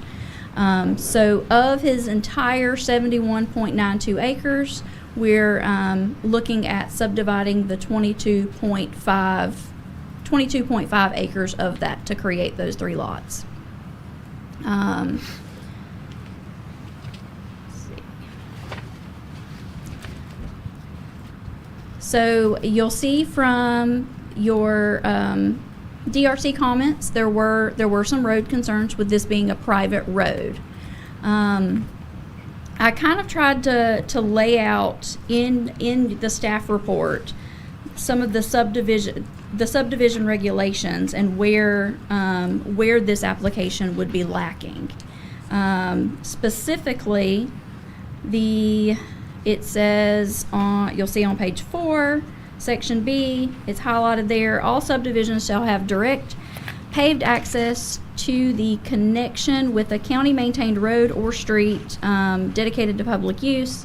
If the county-maintained road or street is not paved, the developer shall pave the county road or provide paved access from the subdivision to the connect with a paved road, street, with a paved county road or street accepted by the county or state. So that is the subdivision parameter that this application does not meet. Carl Brown is county maintained, but it is not paved. The Seminole Lane is a private road. It is not county maintained. So in this instance, it would be lacking that requirement. Everything that is on the other side of Seminole Lane is part of another development from this same time period, from the early 2000s. Mr. Tillis's property is not part of that development. That development does have a road maintenance agreement for Seminole Lane, and while his property is not within their development, he does have an agreement with them to be part of their road maintenance agreement, and he helps them maintain Seminole Lane. So that is why we are looking at a variance application to go with the subdivision. The variance would be for relief of that county paved road requirement. Because it does not meet all the parameters of the subdivision requirements, staff does recommend denial. However, with the companion variance, when you put the two of those together, we're looking at a different situation there. So talking through with LPA, LPA recommended approval of the subdivision development contingent on approval of the variance. And then with approval of the variant, they recommended approval of the variance with a recommendation that those new lots were to join that existing maintenance agreement of Seminole Lane with the properties on the other side of the street. So I know that's a whole lot there. I'm sure you have questions. Questions or comments from the board? Seminole Lane, Mm-hmm. what type of road is it? Slag, dirt? It is dirt. And that's the private road? Or It that is. It county? is. And Carl Brown is dirt as well. So. I would think. Yeah, if we were to require the applicant to pave Seminole Lane, that paving would come off of an unpaved road. So you'd have unpaved road, paved road, and then continued unpaved road. What was the emergency response to this? So Chief Nelson said that he was not sure of the maintenance plan for Seminole Lane, and that he has issues with adding homes and traffic to a road that needs to be able to support the weight of a fire apparatus, and that those issues would need to be addressed. And which would be the same concerns that I would have. I know that Seminole Lane was approved, but it was approved way back there. And Right. back then, but it's a whole different ballgame now where we gotta get health and safety. We gotta be able to get the fire trucks, ambulances, police, all that's gotta be able to get in and out of there. Yes, sir. So even if we could approve the variance of using the Seminole Lane without being paved, still think that we have to go back to where we set precedent with our other subdivisions of this side of 60 foot wide with slag hard so that our fire trucks can get in and out of there Yes, sir. to the subdivision. Yeah, we just heard a resident come in and talk about their dirt road and not being paved, and here we're going to let development go on a road that's dirt and not paved, and then they're gonna come and wonder why we hadn't paved their road. Yes, sir. Sometimes we have to get developers to help Yes, sir. and at least improve the road a lot. I'm just looking at the fact that staff recommended denial, LPA recommended approval. I'm gonna have to go back and watch on what their reasoning for the approval was. versus our denial. They said approve it if we approve the Oh, if variance. we approve the variance. Yeah, Got it. yeah. I'm sorry, I missed that. Yeah, no, that's okay. Yeah, they recommended approval contingent on approval of the variance. And then with approval of the variance, their recommendation was to have them join the existing maintenance agreement of Seminole Lane with those other property owners. And the owner that is doing the development has the letter or something from the Seminole Lane that says that, you've got that letter? So He has permission to use that road? It's a private road, right? right. And the development you're looking at now has permission to use that road? For the two lots that are there, yes. The two lots that are there now, yes, they have. The The easement additional actually, lots. the easement actually comes partially along their property. Yes. With the additional lots also? That's what I'm asking. Just because you haven't. Right. Just because somebody Right. grants you an easement across your Right. property to put one house or two houses. Right. Don't mean that when you add 3 or 4 more. Right. That you got that same approval. Yeah, it's the same problem we just talked about. We Right. just had that issue. Yeah. And that was the reason for the recommendation for them to join that existing maintenance agreement. And that's, there are several property owners already on that maintenance agreement. So, that's a conversation that the applicant could have with those other neighbors, but. That's, in my opinion, that's something they need to work out before we go forward with this. If not, I mean, they don't have the access. Can I offer some facts? I spent about an hour out there yesterday. So I'm just fixing to tell you what I seen. You make your own mind up. So the Seminole Lane, first of all, in reference to the fire apparatus, the homeowner drove me to a pond that's on his property that the county used for about 4 months every day, hauling dirt in and out with dump trucks. Okay, every day they were hauling dirt out of there to fix Carl Brown Road. Okay, and then I drove the road, and in my personal opinion, and this is not to sway one way or the other, the Seminole Lane Road was in as good, if not better shape than Carl Brown Road. Okay, the Seminole Lane Road comes off of a county road and it feeds to Tomahawk Lane, which is another private road. It's all part of a private road system. Okay, the only thing I'm lacking in what I'm saying is I can't pull it up for some reason, but I don't know who owns the roads. I'd like for us to find that out. Okay, but what I can tell you is Seminole Lane, and I'm not going over the Chief's head. I asked him to go and look for himself. But in my opinion, and judging by what uses the road now, the road is in good shape, and it's in really good shape. And that road would lead from the county road on that private road directly to, and they have a 50-foot easement there to make it down to the 3 lots.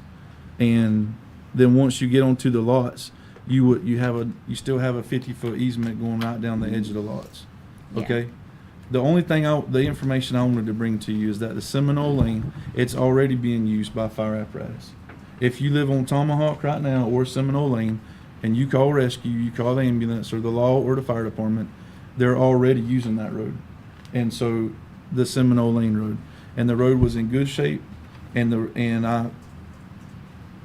with the proof that it had been used, and to be truthful with you, I didn't verify with Jason that was truth that it did get used for that term, but the property owner did show me the lake, the pond where the dirt was dug out, and showed me exactly where the trucks come in and out. There's still a road there you can still see. And so that's what I wanted to point out, is that the private roads are in good shape. The Seminole Lane's already being used.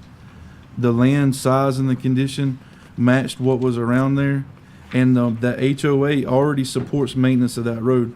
And to clarify, the landowner, he is part of the HOA, but his land is not. Like, his land is not part of the HOA. He has a larger tract there, 100 acres or whatever. Right. But he joined the HOA because he has to travel these roads. He travels that exact road to get to his house because it's at the very dead end. And so he's part of the HOA, and he helps them support the maintenance of the road. And I think that's all I had to offer. I just wanted to give, because I went out there yesterday and looked at everything, and that's my opinion. Yeah, the only question I have is not that. The question I have is because adding more houses to it and it's not part of the HOA, we need some type of, Documentation. But I think there's already an Documentation. agreement that they will be part of the HOA. That's already decided. I That a asked, verbal- this is a why I verbal- asked. I asked staff if she had something to prove. Yeah, that there's these a additional verbal lots- agreement, but, Verbal don't mean anything to me. right. Right. If it ain't in writing, it don't mean, it used to back in the day, it meant a lot. You know, when your word means something. Here lately, I'm seeing that the word don't mean a whole lot.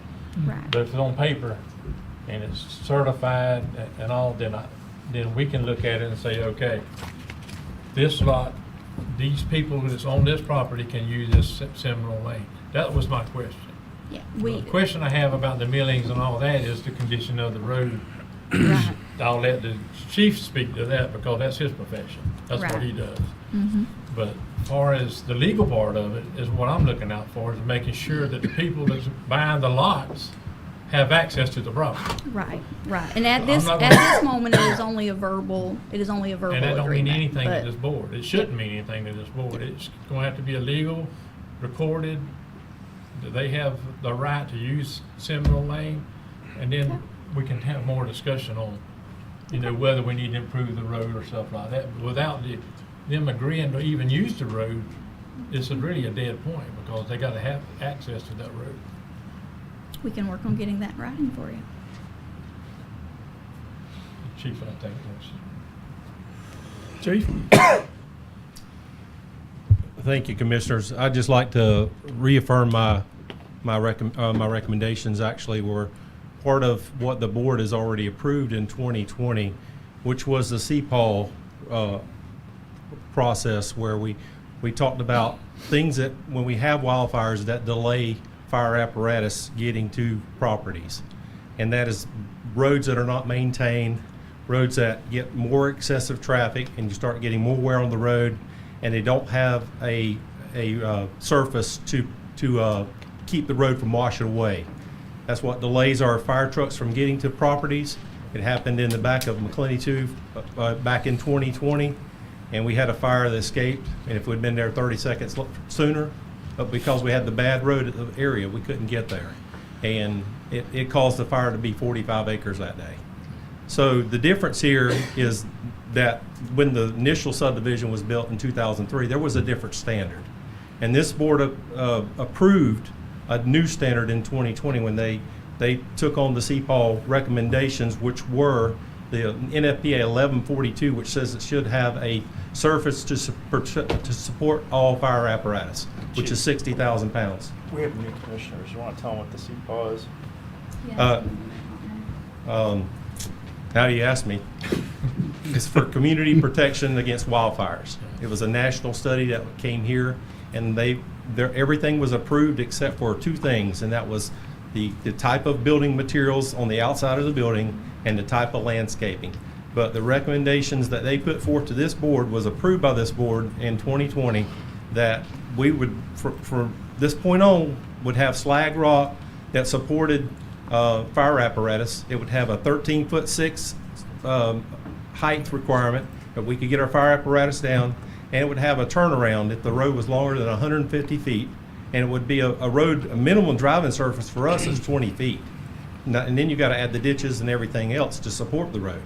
So sounds like and I've been out there and I know the property, but we're gonna add more traffic. It's not a lot, but we are going to add more cars to it, and we don't have a maintenance plan in place. You know, I'm not saying that we're against it. I'm just saying that as the fire department, we can't support putting more homes on a road that's not currently maintained. So, Thank you, Chief. yes. Thank you. Any other questions or comments from the board? Any public questions or comments on this item? Hearing none. Thank you, Ms. Combs. All righty, thank you. We're going to end our public hearing and go back into regular session. unless somebody needs a break. I'm good. Let's go.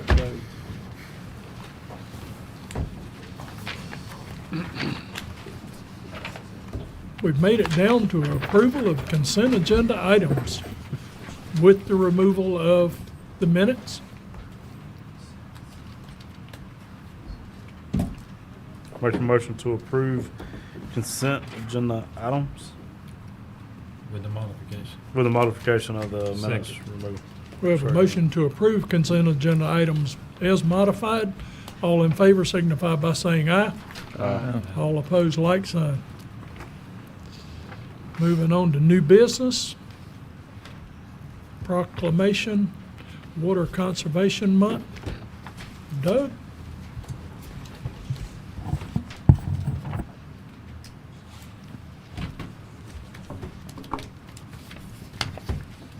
I don't have the proclamation in front of me. Do you need I a got vote? it. Do you want us to read it first? Yeah. Mr. Chair? Yes, please.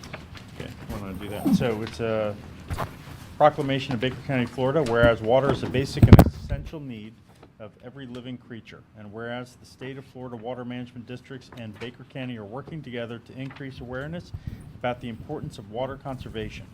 And whereas Baker County and the state of Florida have designated April, typically a dry month, when water demands are most acute, Florida Water Conservation Month, to educate citizens about how they can save Florida's precious water resources. And whereas Baker County has always encouraged and supported water conservation through various educational programs and special events. And whereas every business, industry, school, and citizen can make a difference when it comes to conserving water.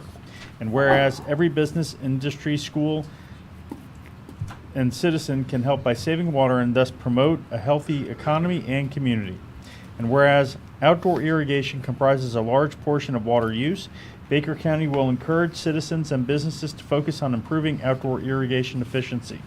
Now, therefore, be it resolved that by the virtue of the authority vested in the chairman of the Baker County Board of County Commissioners, does hereby proclaim the month of April as Water Conservation Month. Baker County, Florida calls upon all residents and businesses to help protect our precious water resources by practicing water-saving measures and increasing awareness of the importance of conservation. In recognition of the 28th year of Water Conservation Month, this year's focus will be on ensuring that outdoor irrigation systems operate efficiently by using properly functioned rain shutoff devices. By making sure these devices are installed, connected, and working as intended, our community can prevent unnecessary watering, reduce waste, and make better use of rainfall we receive. That is the proclamation, Mr. Chair. Chairman, fellow commissioners, I want to thank you so much for supporting another wonderful year of Water Conservation Proclamation. It's our 28th year. Obviously, as the state of Florida grows, its importance plays a bigger and bigger role in our ability to protect our water resources going forward for our next generation. Interesting, the theme this year is the water shutoff device. A lot of people don't realize what it is or where they see it. It's a little thing that since May of 1991 is required by law to be installed with automatic irrigation systems. I would say probably the over-under on the actually operational water sensor devices is about 30%, between not being installed correctly under an eave, or, and more importantly, the homeowner not doing the maintenance that's required, since they are sensitive devices. So there's a huge force multiplier numbering in the thousands when you consider how many automatic irrigation systems are out there that are not operating. And how many times have you driven through a neighborhood going, he's watering or she's watering her yard and it's pouring rain. So that's a good example right there. But this kind of segues right into the fact that we're under a modified Phase 2 water shortage order, and that's based on two primary criteria. One is obviously the severe drought that we're all, more and more counties are coming online with burn bans, which you've been under. In fact, Baker County is the worst county in terms of shortfall of rain. For the previous 12 months, you are 22 inches behind schedule. So that's pretty horrific when it comes to when you have a lot of trees around here. In fact, in Clay County, where I live, they're fighting over 3,000 acre fire that shut down Highway 17 down on the Putnam border. So, and then by Jacksonville, I think they had to get the horses off the equestrian center because of a nearby fire. So they're popping out. This is a generational drought. It's not the worst. It's the worst since 2000 if you look at the charts.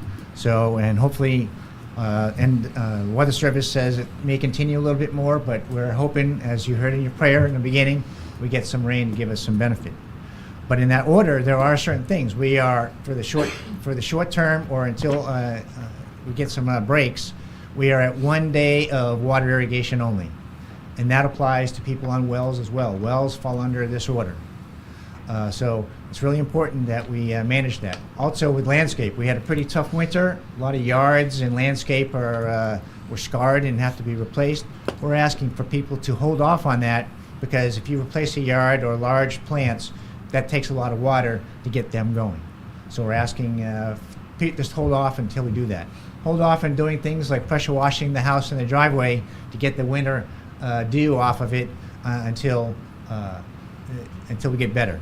Now, HOAs, we are preempting them from requiring you to pressure wash your houses or your driveways in that case. So you are protected there in case you get a letter from your HOA. You can say, Water Management District says no. So we are really in this. Every person makes a difference. From inside the house, out in your yard during the irrigation, where over 50% of the water is used. We all make a difference, especially since we are now seeing the results of lack of water, and your support is greatly appreciated, and your leadership as well, sir. So I appreciate your support. Thank you. Thank you, sir. Questions or comments from the board? I want to thank you Thank you so so much. And definitely we do need to pray for rain, because it's going to take quite a bit. Thank you. Pleasure of Make the a board. motion to approve the proclamation. Second. We have a motion and a second to approve the Water Conservation Proclamation. All in favor signify by saying aye. All opposed, like sign. Motion carries. Thank you, sir. Thank you, sir. Moving on, Chief Nelson, renew EMS billing contract. Thank you, Mr. Chairman and board members. I come before you tonight, actually present my last item to you officially as the fire chief, and I appreciate being able to work for this county for the last 7 years. It's been a blessing to me and my family, and I appreciate the time tonight. Tonight I'm presenting the EMS billing contract with a renewal with Elevos. Elevos, we've had them for a little over 6 years in Baker County. As you know, when we transport a patient to the hospital, whether it be a 911 or an inter-facility, that person's Medicare or Medicaid or private insurance gets billed, and we have to have somebody that stays on top of the game, that stays on top of all the new laws with Medicare and Medicaid and insurance, and that's what Elevos does for us. They take our patient run report and they bill it out for us. This contract is their rate that they recoup from that is 4.5%, which is the same as it's been for the last 6 years. So this is a 1-year contract, and it's recommended for approval. And also one of the things that's being added just for this 1 year is to add collections to this. Initially, we had collections that was part of our initial contract with the previous company before Elevos, and we had a third party. It just didn't work out with us as well as we thought it should, and we wanted to put it all together. So tonight I have Mr. Robbie Sanchez. He is the CEO of Elevos. He drove all the way here from LaGrange, Georgia, to be with us tonight, and he's been here a time before to present to y'all. And I think you asked the question last time, was I satisfied with them? Yeah. And that means a lot. And we were satisfied then, and we're satisfied now. They bring in about over $1 million of revenue back to this county through their work. And we meet, for the CEO of the company, we meet once a month, and he's on the call every month. And that means a lot. They promised us hometown service in the beginning, and that's what we've got. And they're hometown folks like us, small town folks. We got Mr. Jack here. He's from CBA from Macon, Georgia, and that would be the part for the collections, and they work together already. So he would be doing a pass-through to their company. So and they would take a portion of what they got in collections. Right now we have about $650,000 that needs to go into collections to try to recoup that. The national average to get back on that's probably about 8 to 10%. So you can see where that comes back. They would take a portion of that off the top. So these two gentlemen are here. They are the experts in the field. They stay on top of the laws and everything. They can answer any questions you may have. Mr. Chairman. Any questions? I do have a question. So I was looking through. There is no direct, dollar amount that we're charging. It's just whatever they can collect. They get a percentage of that, correct? Yeah, we bill the insurance. Sorry, So- appreciate it. That's okay. So we'll actually bill the insurance providers, and Yep. and then that money comes directly to you, and then we bill you each month for the percent, that 4.5%. Or if it's Medicaid, we have to charge a $10 fee based on the state of Florida. Okay. But there's no $10,000 a month. Here it is. No, there's It's no what it's minimum. whatever we collect. whatever you collect. Yep. Incentivizes you to get a little Yes. bit more, Yes, right? there's no base fee. No. Okay. Just making sure. Thank you. Any other questions or comments? Question I have, I know that we're doing the billing and the collections. It's gonna be one company that's gonna be billing for both, or you got two companies, one billing for? So we'll outsource the collections. So to you're CBA. outsourcing and Yes. you'll be billing for both So collections? we'll bill the insurance, we'll send the statements to the patients. And then, once we've exhausted all means to collect directly with the patients, then we'll turn the files over to them. And then you'll pay them, or how does this gonna They'll, work? when, in collections, the party actually pays them directly, and then they send you, the checks. And then they get a fee off of that? Right. Sure. Okay. Okay. I just wanna make sure. I would like to say also thank you. I did the same thing. I called Chief Blanton, or we were talking a day or two ago, and I asked him, I said, well, how are the guys doing? Are you satisfied? And he had only praises for your company and good things to say. And I do want to point out, and I hope I'm not using the wrong abbreviations, but he said there is a PEMT program. It's a grant money that we're able to go after because of the legwork that these guys do, the data that they store and provide to us, and we're able to go after that grant money, and that's something that's provided to us at no cost. And so we're able to go after that money because of the legwork that these guys are doing for us. Yes. So thank you for that. And one more thing I'll say while he's up here, and I'm not trying to toot his horn, but last year you approved the EMS rate increase for Baker County, and he looked at average size counties in Georgia and Florida and gave us a middle of the road where we weren't going to be the highest, but we weren't going to be the lowest anymore because we were the lowest at the time. He provided that to us at no charge, and that was within 2 weeks he had it back for me, and that was a benefit of working together. So. Well, it's been an honor working with you for sure. Yes, sir. Thank you. Any other questions or comments from the board? What's the pleasure of the board? I move to make a motion to a renewal of the EMS billing contract. Second. We have a motion and a second to renew the EMS billing contract. All in favor signify by saying aye. Aye. All opposed, like sign. Thank you. Safe travels back home. Appreciate you coming. Buy some gas in the hotel before you leave and supper. TDC strategic plan, Mr. Baker. And there's my Put man that up right there. in there, Right in. I knew like what a it- commercial. wasn't it? Thank you, Mr. Chairman, Commissioners. Been a while since I've been here. Part of what I'm going to do is give you a little update, ask for a little direction. I don't know that it needs to be an action item today. It will probably in the future be, but we're just about at the end of the road on the plan. The consultant we hired has put together what we consider is going to be a good plan.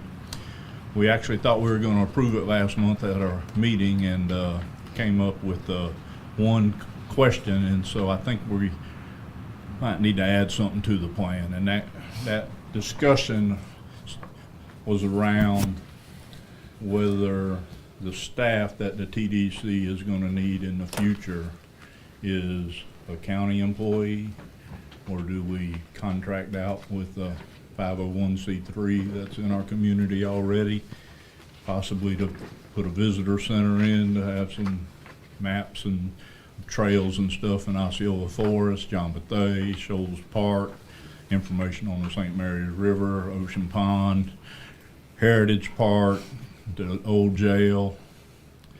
And so there's going to be some staffing requirements there I've been in a lot of rural counties in Florida and Georgia, and a lot of visitor centers, and that tourism component is housed with chambers of commerce.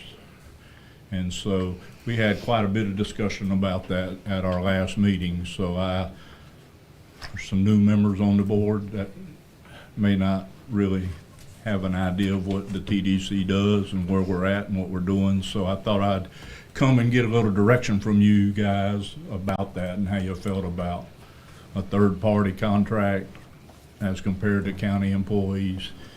Part of the thing about it being an employee is the quality of person you're going to get, because it's really going to be part-time, especially with a director of that. I mean, initially there's going to be quite a bit of work to do, but after that, until we start some other programs and things that we may push forward on, I don't know that it's going to be a full-time position. And so attracting a caliber person that we would want to do that may be an issue. So I wanted to get your feelings on that, how you guys felt about it. Don't necessarily, like I said, need an action on it today, but I'd like to report back to my board. The other component of this is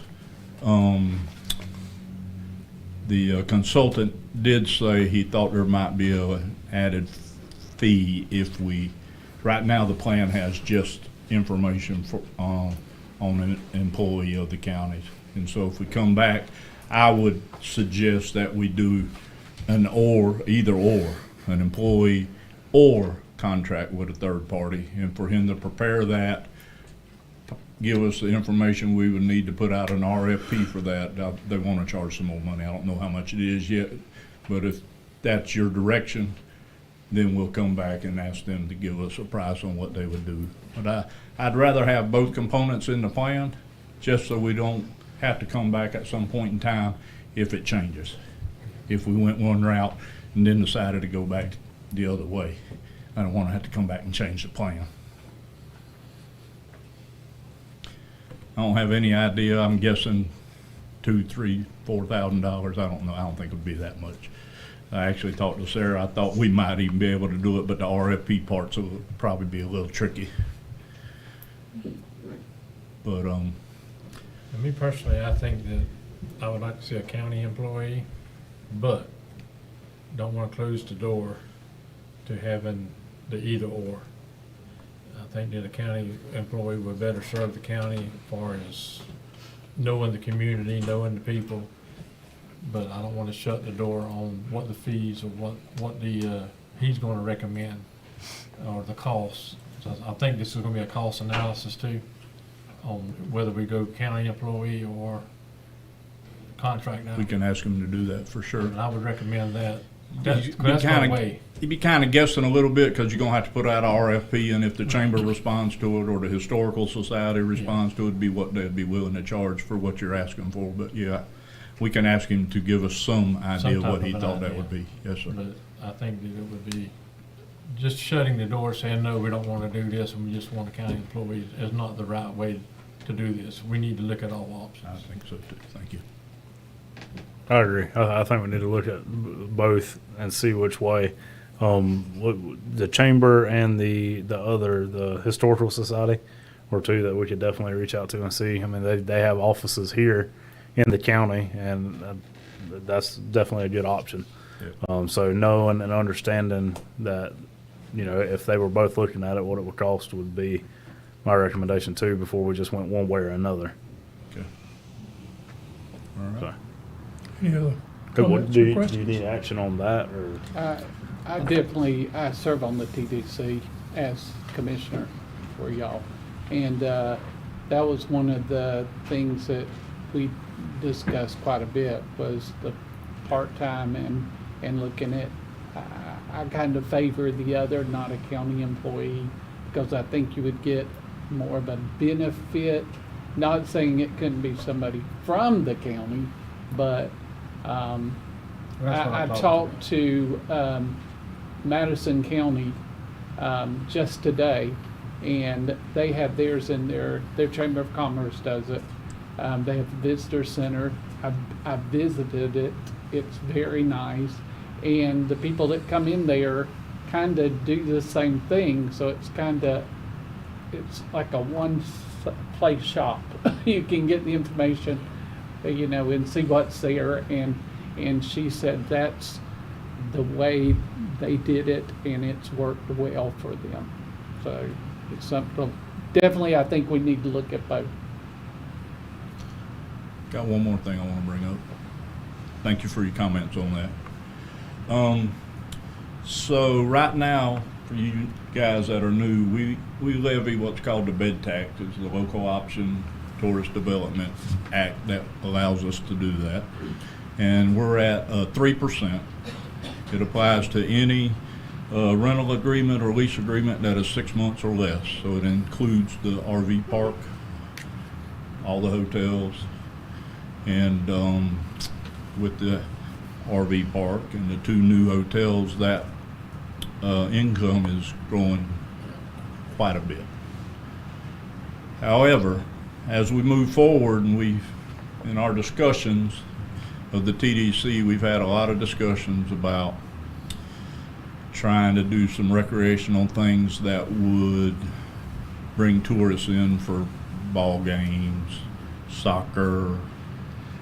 You could actually, if you put some soccer fields in and you had soccer tournaments on the weekend where you had traveling teams with soccer, you could actually put a stage at the end of that and make an amphitheater, and people could bring their lawn chair, and you could have a concert out there and hold a lot of people.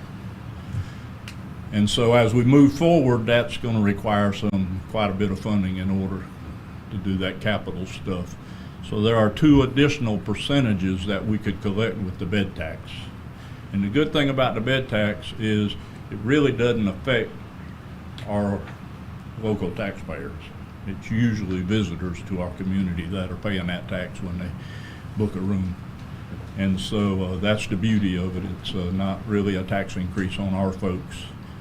The caveat for those 2% is that we have to only be able to use it for marketing, because they're actually for, believe it or not, for professional sports franchises.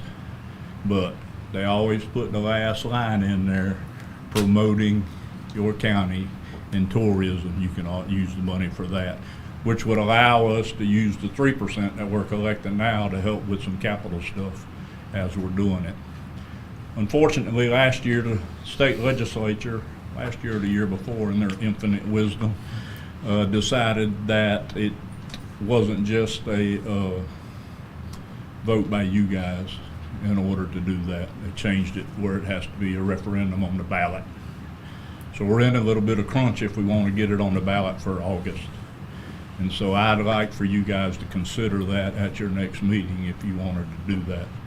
And if you did, that would put some more responsibility on the TDC to educate the public about that referendum and what we're talking about and what we would do with the money, potentially.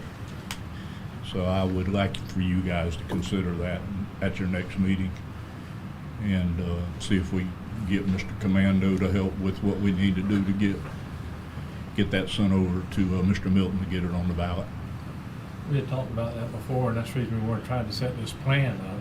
Yeah. Because I don't want to put anything on the referendum or try to sell anything to the public without a plan. Well, you're gonna have the plan. If we got a plan, then we will, I don't mind trying to sell it to the public, but if it's not a plan, then we just want to, and it's not costing the taxpayers. That's right. But it's still costing people who come into our community.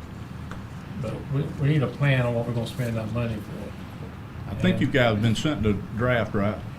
Yes. Is that right, sir? Mm-hmm. Yeah, I thought so. Yeah. So there's not gonna be much change other than the last component where it's Right. talking about So once we get staffing. all that, and then I have no problem supporting the 2 cent Okay. is what it is. The only reason I'm pushing a little bit Did we is to be, qualify for the last one? I beg your pardon? Did we qualify for the last one? Because the last 2 is the professional sports franchise. Only because it says you can use it to promote your county. tourism. Well, promote tourism and essentially for, like, there are some places that promote it for the Jaguars, so you can promote, or the Icemen. You can promote a professional team, you're trying to promote it with your hotels. Yeah, it doesn't specifically say that. Okay, and then the last one's high development tourism, or high tourism impact, which I No, didn't think we were. No, both of them had to do with professional sports when I looked at that. I looked at the Department of Revenue. Yeah, we need to look at that. Yeah, before I looked we- at Department of Revenue deal on it, but What would be the timeline on, I mean, how long could we wait to Well, I put mean, this if on? we What, just- what would Chris need to, well, or Mr. initially, Milton? he told Sarah today, June the 12th, but Rich and I talked a little bit about that. That's the last day of qualifying, so I don't think he's gonna be ready to go to print for the ballot yet, but nonetheless, if that is it, we probably won't make it, and then we'll have to defer it for 2 years to the next election. Gotcha, okay. That's the only And drawback. is That's that why I'm two, bringing it to your is that attention now. 2% or 2%? 2%. 2%. Yeah. It's the Okay. same. Right now, we got 3%, 3%. and 3% is funding your whole Yeah. thing right now, but the extra 2%. Yeah. Right. Every Right. county is Good. able to levy a 1 to 2%. So once you levy the 2% and you've had that in place for 3 years, 3 years, yeah. you can levy the additional 3%. And then the fourth is based on the professional franchise fee, and then the fifth is on the high tourism impact, which is usually like Disney, Miami Beach, places like that I don't think we qualify for. We'll talk about that. Well, let's double check, 'cause I mean, I would like to definitely have that discussion. For sure. I mean, And we're gonna meet the first Wednesday of May, and hopefully we'll be done with the plan. So the question would be if Mr. Milton, because we have a meeting on the 16th of June, depending on if he really needs it on the 12th or if he could get it on the 17th, that just Right. might give you an extra week. we'll figure that out by next meeting. Yes, for sure. Is that something that will have to be public hearing? Requires a resolution adopted by you all. So that, Yeah. that don't have to have a public hearing. Right. Well, it gets put on the ballot. No, people- he's In asking order to get it add to the ballot. Yeah. I I think it's don't- by resolution if we looked at it. Greg. Yeah, I think it's by I think that's resolution. what I mentioned before. Yeah. I think it's by resolution. So then if But you we'll just- definitely have some public hearings, some public input times before the election, Yeah, before it's yeah. on the ballot. For We'll sure. definitely have a couple of those to educate folks what we're trying to do, Okay. make sure it passes. Don't As waste far our time. as far as I'm sorry, I didn't mean to You're interrupt. fine. As far as the in-house versus contractual, when does that need to be decided? We need to Really- know that direction now so that we can get that updated cost from the company if that's what you guys decide. Because you guys would have to approve that as a contract amendment. Yeah. So we need to make a motion to do We don't need a and/or, motion, we or- just need a head nod or some direction from you all. I Just don't think it needs to be a formal motion, but Just direction. direction. Okay. Yeah. Well, to include both as part of the plan. Yeah, I think so. Yeah, there's my direction. that's what I saw, include those. Okay. All right. Yep. Anything else? This has been a long time coming. I've been chairperson of this TDC for a long time, and we're gonna come to the end of the road here, and Glad you're we're gonna pushing see some action. So, I'm glad you're pushing it. I started on there and we couldn't get 3 members to ever show up.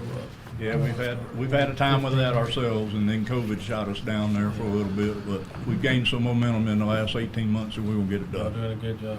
Keep Yeah. it going.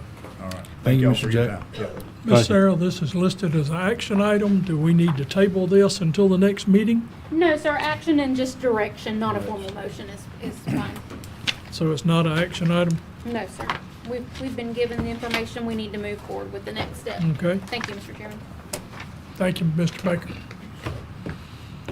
Moving on. Ms. Remy, grant review.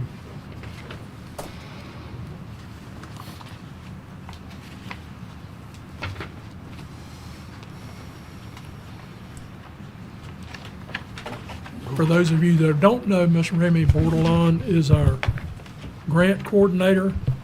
She started with us a few months ago, and she's brought organization to our grant. So that's why we're here tonight to review what she's done so far. Thank you. Please. We're going to do a little housekeeping first. Is this volume okay for everyone? Okay. I get excited over grants, so if I start yelling, please tell me to tone it down just a little bit. Well, amen. You just get to preaching. We got you. Well, good evening, Commissioners.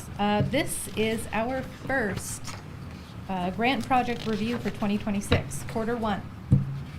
And how funny that today marks my 3-month anniversary with y'all.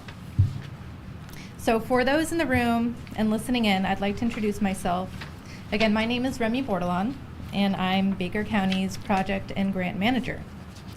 I joined the administration team in late January, and since then I've been a busy bee collecting information from each department involved with county grants. That information has since been compiled, organized, and distilled down into the spreadsheets that I will be presenting to you tonight. So, to begin, the memo before you is a quick overview of the progress made thus far. Quarter 1 focuses on January to March, which brought in $869,530.19. Whereas the fiscal year for reimbursements is $1,531,296.03. There are currently 4 project reimbursements in preparation to file, amounting to $1,015,193.38. So the good news is money's coming in. Now, regarding grant administration and process improvements, significant administration improvements were implemented for quarter 1. Sorry, I'm just trying to, there we go. For quarter 1, we've got a handful of things actually. The development of a new digital filing system. I call this the hub. This is with the goal of having all grant-related materials in one accessible place. We also have the creation of standardized templates. For instance, summary project cards for each and every project. We've got an updated notes page capturing project status, and an expenditure log that tracks POs, invoices, and payments for the ease of future reimbursement requests. We also have development of a comprehensive grant project index. We're actually going to go over that in a minute. The establishment of a reporting deadline tracking system, and the implementation of reimbursement tracking procedures, which we'll review here shortly as well. So these enhancements have improved compliance, organization, and efficiency across county grant project activities.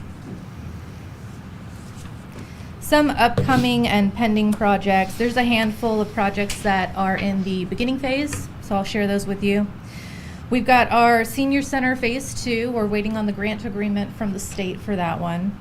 Shoals Park OHV Trails is in the planning and application phase. We've got the courthouse renovations that are awaiting engineering plans. County Road 229 South is under design currently. And state fire EMS grants, we're waiting on a couple grant agreements from the state as well. So to summarize, quarter 1, whoop, something turn off? You're good. Okay. It's back.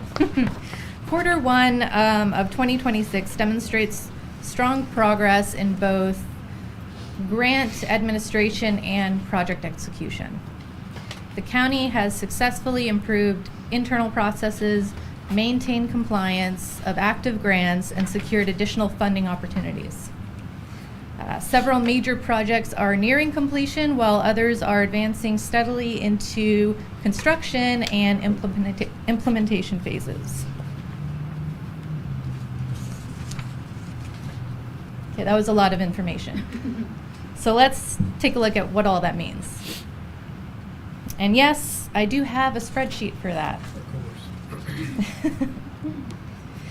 So our first page is a quarterly highlights outline. It identifies milestones of multiple grant projects and shows reimbursements received during the months of January through March. Quarters 2, 3, and 4 will follow. Some notable highlights include the Ag Center receiving a new grant for the library garden landscaping. We have the courthouse generator successfully installed. And Fire and Rescue were awarded 2 new grants for life packs and community AEDs. So now this just covers quarterly highlights, but what about details for each grant project? And what about the associated reporting deadlines for each of those projects? And what about all the reimbursements that are going to be coming throughout the year? We're going to need a bigger spreadsheet for that.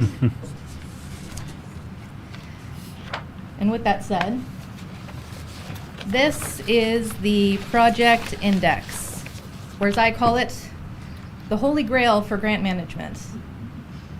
This spreadsheet has most everything you need and want to know about Baker County's active grant projects. Now, this is shared with the board and with departments who have active county projects. The data is broken out into 2 sections. The project information in yellow and the corresponding grant information in green. Okay, the project information section includes the name of the project, the job number, percentage project completion, the status progress notes, both internally for Baker County and externally for anything from state updates to contractor status to grantor actions. So these 2 columns are updated as the status of the project progresses. The grant information section, this provides a snapshot of the grant agreement, including the source of the grant, the point of contact, the funding breakdown and associated timeline, the project deliverables, and updated calculations of what was awarded and what reimbursements have come in thus far.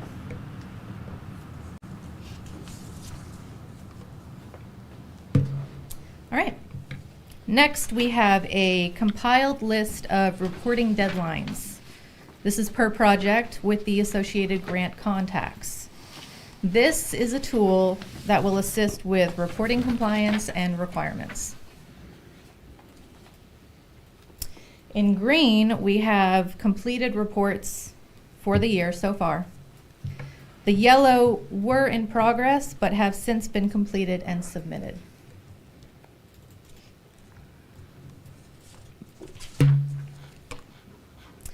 All right, lastly, and arguably the most important, is the county's grant reimbursements. This is based on fiscal year 2026. In green, we have reimbursements received. In yellow is a list of grant reimbursements in preparation to be filed. Once we have the contractor vendor invoices and have the proof of payment, then we can file for a reimbursement request. So with that said, that wraps up Q1 review. We have reviewed the highlights for the quarter, the project index, the reporting deadlines, and the reimbursement table. Thank you. Good job. Give a round of applause for that. I feel like she needs it. Any questions or comments from the board? Only comment is I appreciate the update, and the second comment I'm gonna have is I would expect this every quarter, if you don't mind. I think this keeps us updated and keeps the public updated on what's going on in the county for its grants, and this puts it to the forefront. Mm-hmm. So I would recommend that we would do this Absolutely. after the quarter, first meeting after our quarter, have her on. She can bring everything to us and bring us. And I wouldn't mind seeing the spreadsheet you had, the simpler spreadsheet that just showed what everything that was going on, where we're at, attached to our prior business report, just on in case we have any questions, we can ask, and then you can get clarification for us. Okay. Just have it affixed to me personally, I would like to see it part of the agenda. Yeah, we can do that. Great work, great job. Because all that'll be different than the ARPA and all Mhm. that stuff, Yes, so, this is yeah, different, yeah. that's right. No, I Really agree with forward-looking that. business Yeah. report, yeah. Sure. Any other questions or comments? Thank you much. Good job. Thank you. Thank you, Remy. Just a comment from staff. I tell Remy all the time, but we appreciate her efforts. So it's been a lot of individuals kind of piecemealing projects where Kayla's doing a portion and Trevor's doing a portion and I'm doing a portion and finance is doing a portion. And so being able to compile all of that into one location is fantastic. So there may be still multiple hats involved with one grant, but one person coordinating, documenting, and making sure that we're tracking all that has been great to make sure that we're meeting our deadlines, we're making sure we're getting those reimbursements done. So just thanks for your efforts. We appreciate it. Moving on to the next item, Miss Sarah Little, tow rates. Yes, sir. Thank you, Mr. Chairman. Sorry, let me flip to my next page. Okay, so we have talked about non-consensual tow rates over the last couple of meetings. I appreciate all the community involvement. We've actually had several tow operators who are in the audience with us today that have been a part of this process. They've looked over our rates, they've provided feedback, and I think we're all at an agreement that these rates are both fair to the public who may find themselves on the end of a non-consensual tow and to the tow operators as well. So we've presented to you all tonight Resolution 2026-15. This really takes into account the rates that we discussed 2 weeks ago. And solidifies some of those specialized equipment that were not really fleshed out in that last fee schedule, and it incorporates it into a resolution that is ready for adoption tonight. So we can go into detail if you guys want to talk about this. Like I said, again, with the rates specifically, they are the same that we discussed 2 weeks ago, with the exception of we did break down on the special conditions and also on the request by the local tow operators to talk about specifically on those extra additional authorized fees. So those have been added and kind of fleshed out a little bit. But like I said, we try to be very conscientious about these rate increases. We don't want to be perceived as being unfair. In our surrounding counties, these rates are actually still considerably lower than what some of our other surrounding counties offer. So we believe it's a fair schedule. Staff, like I said, fully supports it. We appreciate our local operators being here tonight and helping out through this process. And again, we'll answer any questions that you may have. Some of the changes were to the Class D vehicles, weren't they? They were, yes, sir. Specifically fleshing out those under Section 2 additional authorized fees, and the breaking out of Section 4 also on some specialized conditions. Okay. Sorry, Mr. Chairman, I should have asked first. No, you're good. Mr. Chairman. Yes, This is please. gonna make us compatible with some of our surrounding counties, so we're not, once they cross the Union County line, they charge a totally different fee.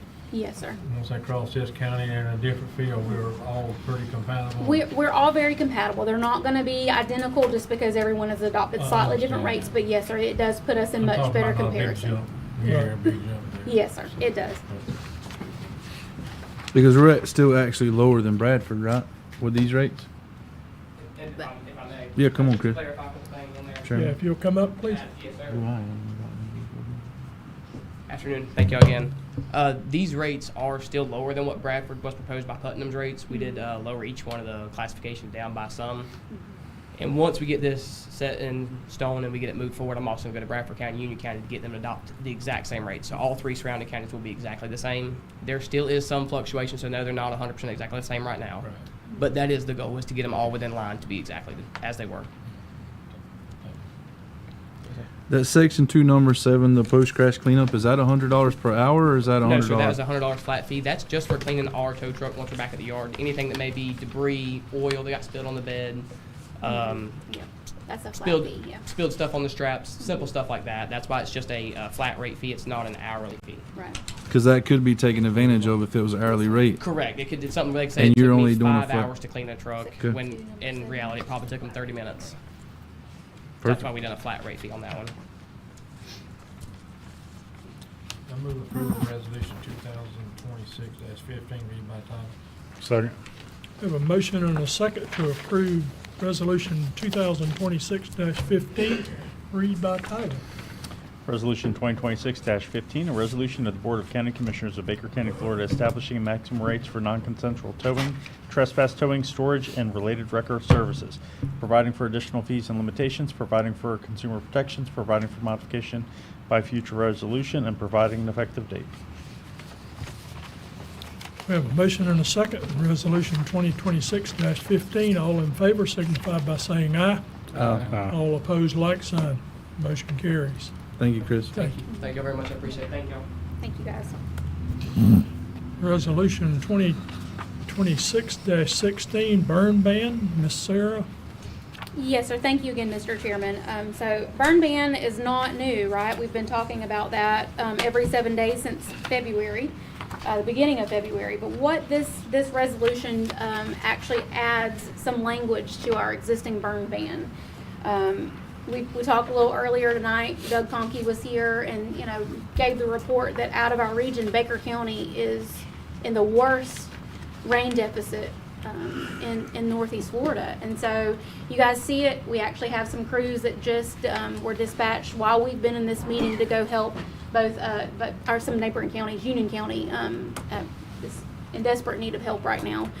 Chief and I were actually just texting through the break about that. We've got a community that's near us that's actually lost some homes in the last couple of hours due to wildfire. So this is a very serious concern for everyone. I think we all understand that. But what we're asking tonight is an extension into the burn ban that actually adds some level of enforcement. Florida statutes does allow for citations to be issued when people are not following the burn ban and they're in violation of that. So we have reviewed that, and honestly, again, going back to I think our fairness, I'm trying to not be high on these fees. We're proposing what Florida statute says is a $500 fee if a citation is issued. Some neighboring counties, Bradford County especially, I think is almost triple that for their citation. So we don't want to have the appearance that we are going to just arbitrarily be writing citations for people. But in the event when someone is notified that they are in violation, unfortunately we have been met with people who refuse to put out fires. We have been met with people who have been very difficult through that process, to say it in the least way. So this ability by writing citations, it gives the county a little more teeth, so to speak, with the enforcement on the burn ban. We have coordinated with the sheriff's office because it would be the sheriff's office staff that would write that citation. Under Sheriff Cruz is here. We've talked with both our fire officials. Like I said, this is something that a lot of people talked about early on in the burn ban, but we were not at that point where we felt it was necessary. But obviously this drought has gone on for much longer and much more severe than anyone predicted earlier in the year. So again, this does not change the burn ban in itself. It still restricts all of the same things. For a point of clarity, I do apologize. On page 2 of your resolution, I meant to delete a single word, and I did not, and it does make a difference. But on the very top of page 2, item number 2, your version says that it restricts the sale of fireworks, and that should be removed. It's just the use of fireworks. We're not restricting selling fireworks. I don't believe we have the authority to do so anyway.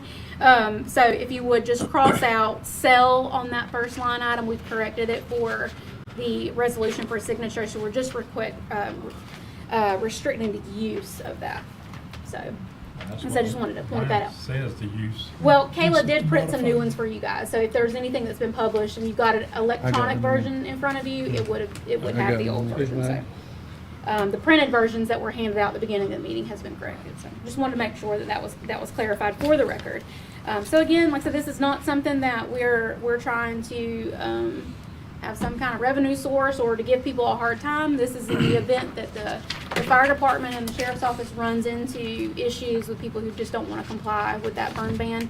And I think also it magnifies the county's concern about burning. that we have got to be very diligent. It even talks about parking your vehicles in tall grass. So we've had several wildfires that have been caused from that very thing. Car either caught on fire, which is unavoidable, or a car that's hot, that's parked on grass that's tall and the grass catches on fire. So we have to be very careful about those things. Throwing cigarette butts out of your car window.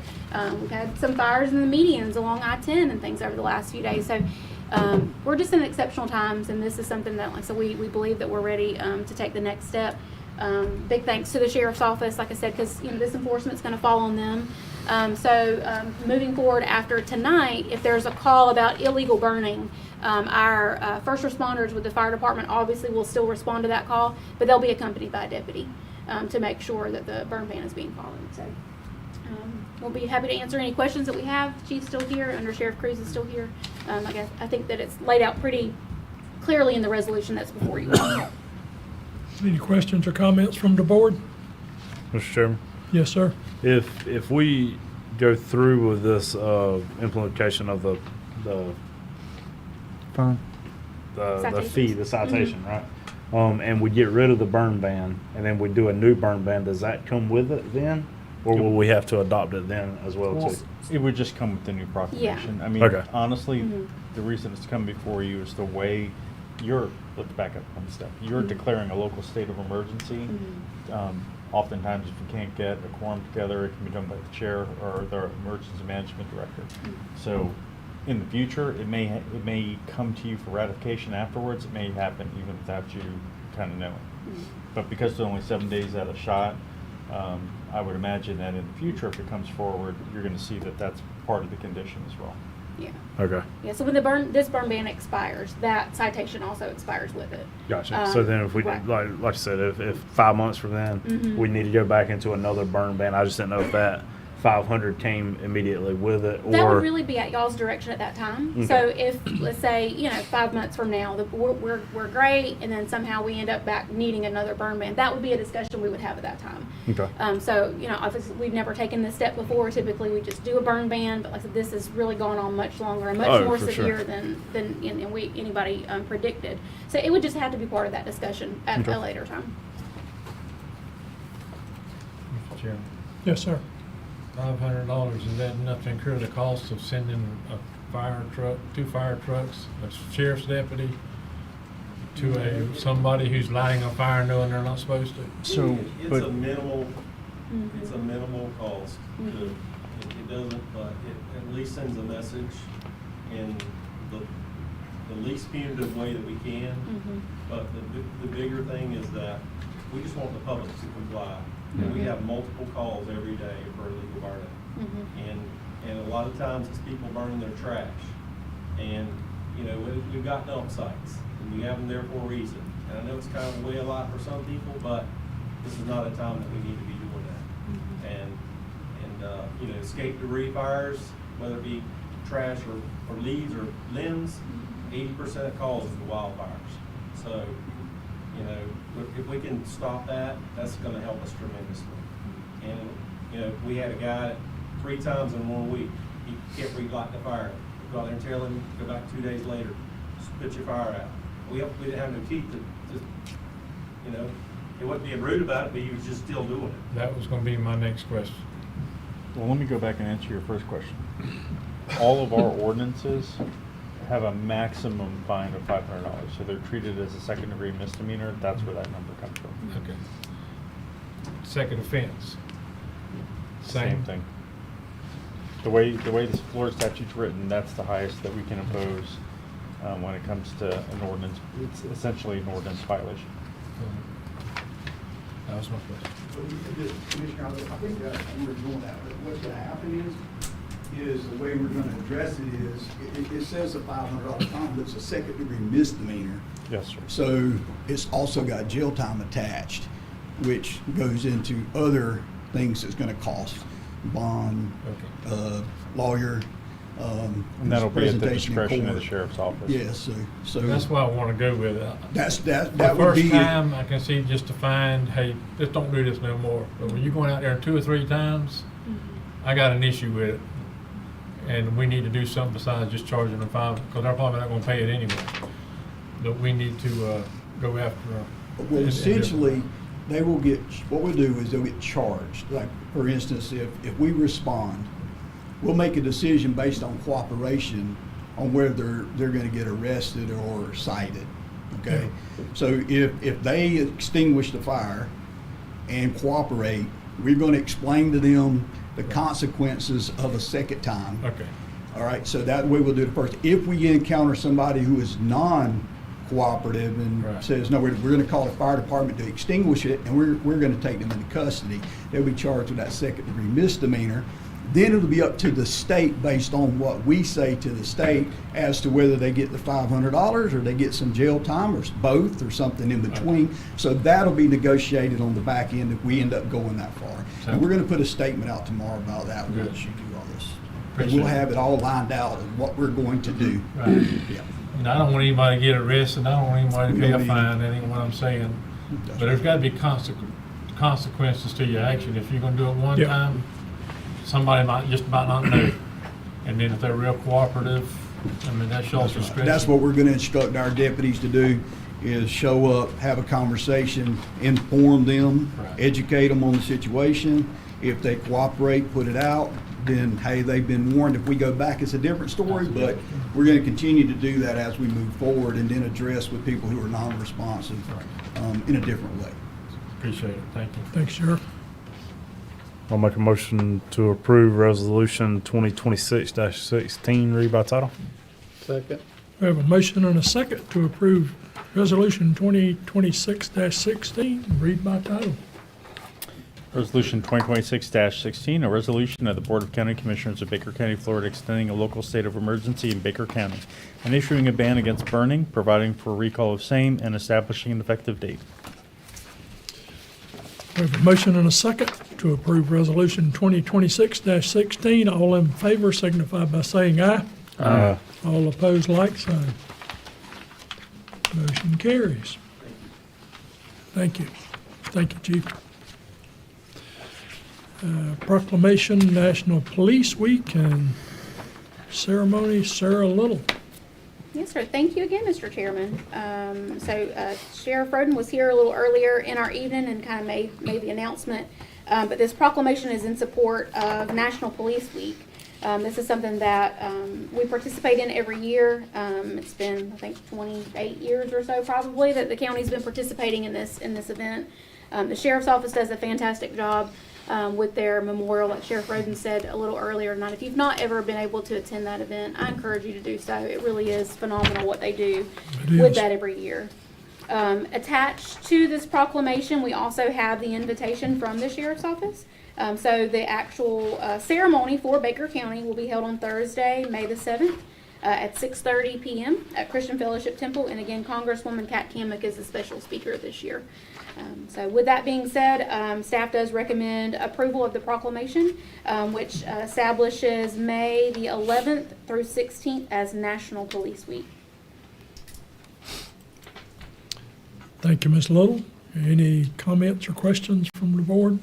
Only comment is that it is a great event, and I would like to just have it read in the record by Mr. Commandment, if that's okay with you, Mr. Sheriff. Yes, please. I do miss the days Miss Little was reading these. A Baker County proclamation to recognize National Police Week 2026 and to honor the service and sacrifice of those law enforcement officers killed in the line of duty while protecting our communities and safeguarding our democracy. Whereas there are approximately 800,000 law enforcement officers serving in communities across the United States, including the dedicated members of the Baker County Sheriff's Office. And whereas nearly 60,000 assaults against law enforcement officers are reported each year, resulting in approximately 18,000 injuries. And whereas since the first recorded death in 1786, more than 24,775 law enforcement officers in the United States have made the ultimate sacrifice and been killed in the line of duty, including 2 members of the Baker County Sheriff's Office. And whereas the names of these dedicated public servants are engraved on the walls of the National Law Enforcement Officers Memorial in Washington, D.C., and whereas the service and sacrifice of all officers killed in the line of duty will be honored during a National Law Enforcement Officers Memorial Fund 38th Annual Candlelight Vigil on the evening of Wednesday, May 13th, 2026.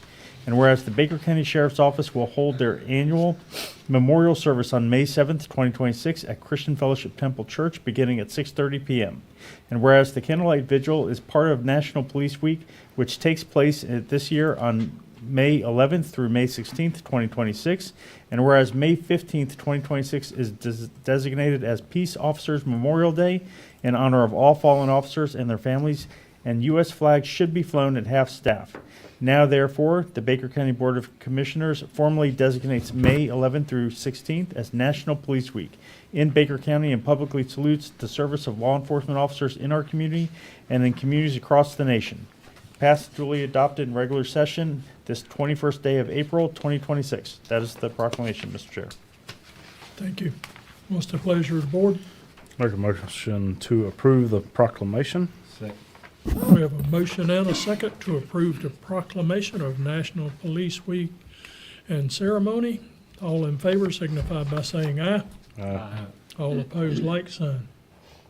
Mr. Chairman, one more comment in relation to this item. So typically, the board chair reads this proclamation as part of the ceremony. So I just wanted to confirm that you were available for that. If not, we maybe decide that tonight on who would be there in your absence if you were not available. So that will be Thursday, May the 7th. And if we need to check on that, we can, but. I'll have to check and see what my availability is. Yeah, okay. Just let me know if we need to back up with somebody else. We'll coordinate that. Okay. Now, if you hadn't attended that event, you need to at least one time. It's a big deal for the people of Baker County. Who's your vice chair now? Mr. Mobley? Yes. Mm-hmm. Yeah, if you can't be, I should be able to. Okay. And I may even be there anyways. I'm gonna be there, but I just want, if you're the vice chair, then if you can't come, then it would go to the vice chair. Yes, sir. Okay. All right. I'll find out in the next day or so. Okay. All right. Moving on to prior business. Mr. Chairman, we actually added the minutes as number 8, if you don't mind. That's right. I'm Yes. sorry. Going back to review the minutes that we moved to number 8, April 7th, 2026. I believe there were some concerns on a couple of items. Yes, sir. I believe Commissioner Iverson had some comments after the agenda went out that maybe some of the motions were not correct on the minutes. And like I said, the agenda had already been published, so we wanted to make those corrections. Was it motions or approvals? It was votes.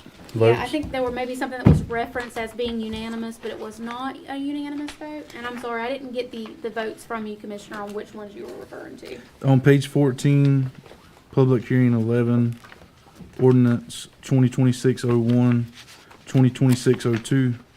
I would just like to make the motion to amend the minutes. Both ordinances says that the motion carried unanimously. Actually, the motion did carry, but it was a 4-1 vote on both ordinances. So that's what I pointed out. Okay, on both 2026-01 and 2026-02, it should have been the motion carries 4-1. Correct. Okay. Where was that at? Page 14. I think it should recommend and recognize in the minutes who the dissenting vote was. Yes, sir. That's for more clarification on whoever's looking at the minutes. Yes, sir. Okay. We'll, Agree. we'll make notification to the clerk's office that the minutes need to be corrected. If you all would like to approve with changes, we can do so tonight, or if you want to hold those. Just put them on the next agenda. Okay. I would recommend on the next agenda, Okay, we can do that. so we can see it. Okay. All right. Well, Ms. Payton's here, and she's got it. Thank you. Unless there's any objection from the board, we'll just put that on the next agenda. Okay. Moving on to prior business, FEMA project update. Thank you, Mr. Chairman. So while there's no direct update again from FEMA, we've been back, on a holding pattern as far as communication with FEMA staff goes.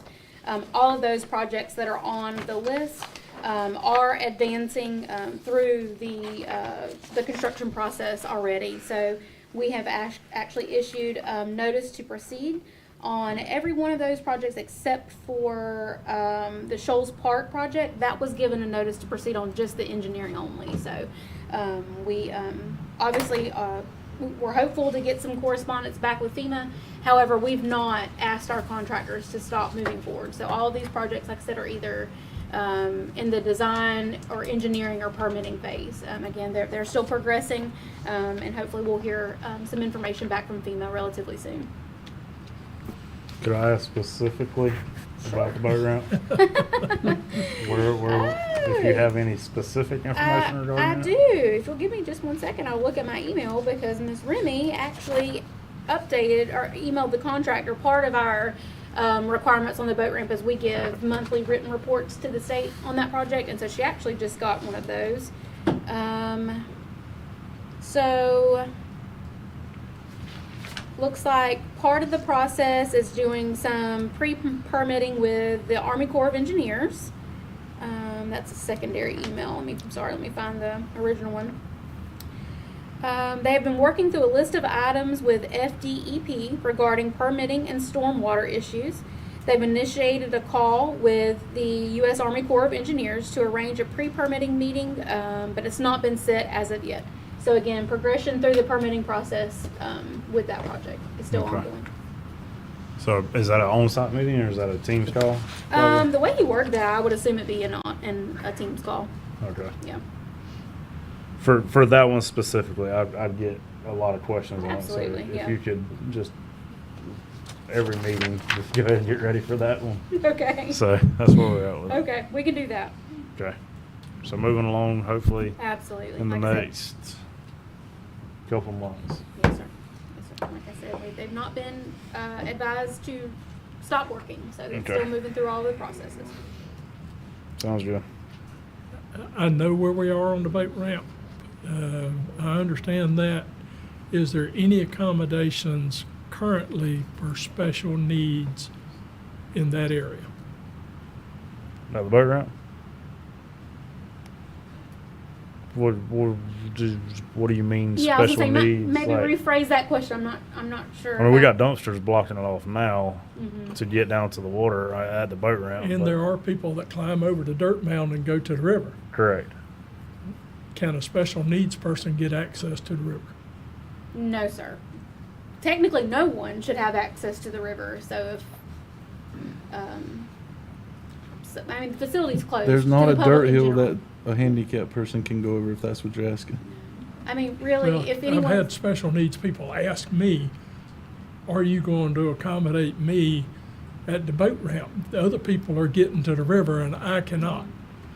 So as part of the improvements, I would say yes. Currently, no. But as part Okay. of the improvements that the pedestrian access will have matting in place, and that's actually what it's ideal for. Someone that is in a wheelchair or a walker user, it is a specialized material that is used in those types of facilities and at beaches to allow ADA access. So yes, sir, absolutely. As part of the reconstruction, we will have that. Right now, But if they're until we do accessing, the reconstruction, there's yes, not. sir. Right Okay. now, anyone there is actually trespassing. So no, I sir, was we would confident not. that was the answer that Yes, I sir. wanted to make sure I asked. Yes, sir. Oh no, we've tried to make sure we've tried to open it. And I've tried to open this daggone thing and see what we can do to get people down there right now, but that's where we're at. Okay. Any other comments on the FEMA project update? Moving on to pending business report. Thank Ms. you Little. again, Mr. Chairman. So, moving through our list, let's talk about the boat ramp. No, I'm just kidding. We've already talked about that one. We'll skip it. Next on the list is Shoals Park. We have some really great news. You guys actually 2 weeks ago approved the purchase of playground equipment for Shoals Park, and we do have an installation date that has been set for May 25th. So the company will be out and do the installation. Typically takes a couple of days, but after that, 2 or 3 days, the park equipment will be open and ready for the public to be able to use that. And we're very excited to be able to add that feature to Shoals Park for some of our users that are younger in age and, like to enjoy those types of things. Moving down next on the list, I do apologize. You guys asked me to remove Kyler Fire Station from this pending business report, and failed to do so. So I'm going to skip that one. I said we talked at the last meeting that because it may be some time before we have staff there to just take that off the pending business and bring that up at which time we're ready to staff the Cowley Fire Station. So Yeah, I think that'll be a budget talk there. absolutely, yeah, it would be a budget workshop discussion anyway. NAB Sports Complex Appropriation Project, again, that project is just on hold at the very moment because of the Little League season. We are scheduled to have the power turned off to all of those buildings and construction to start on June the 15th. And so we have all that has been coordinated. I know they're working, our volunteer guys are working really hard to try to get some final cost estimates calculated and to present that to you all. So I think their plan was the first meeting in May, if I remember correctly.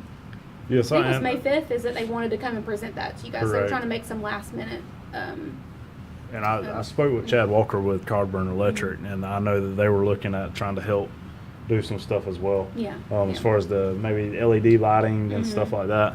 I think it is a good thing to look at right now, especially whenever they can present, because if we can get additional things to happen right now, this is kind of the volunteers, they're pretty much done after this. Yeah. So if there's anything that the county can do right now, maybe a little bit beyond what we kind of all agreed to at this point, if we can go ahead and get something else in there, with Cardburn helping, like I said, we've already had good donations from First Federal, True Fire Credit Union. There's a lot of community sponsors at this point. If we can get that maybe a little further just to finish it out, it'd be a good thing. So that's something we need to look at next meeting. Yeah.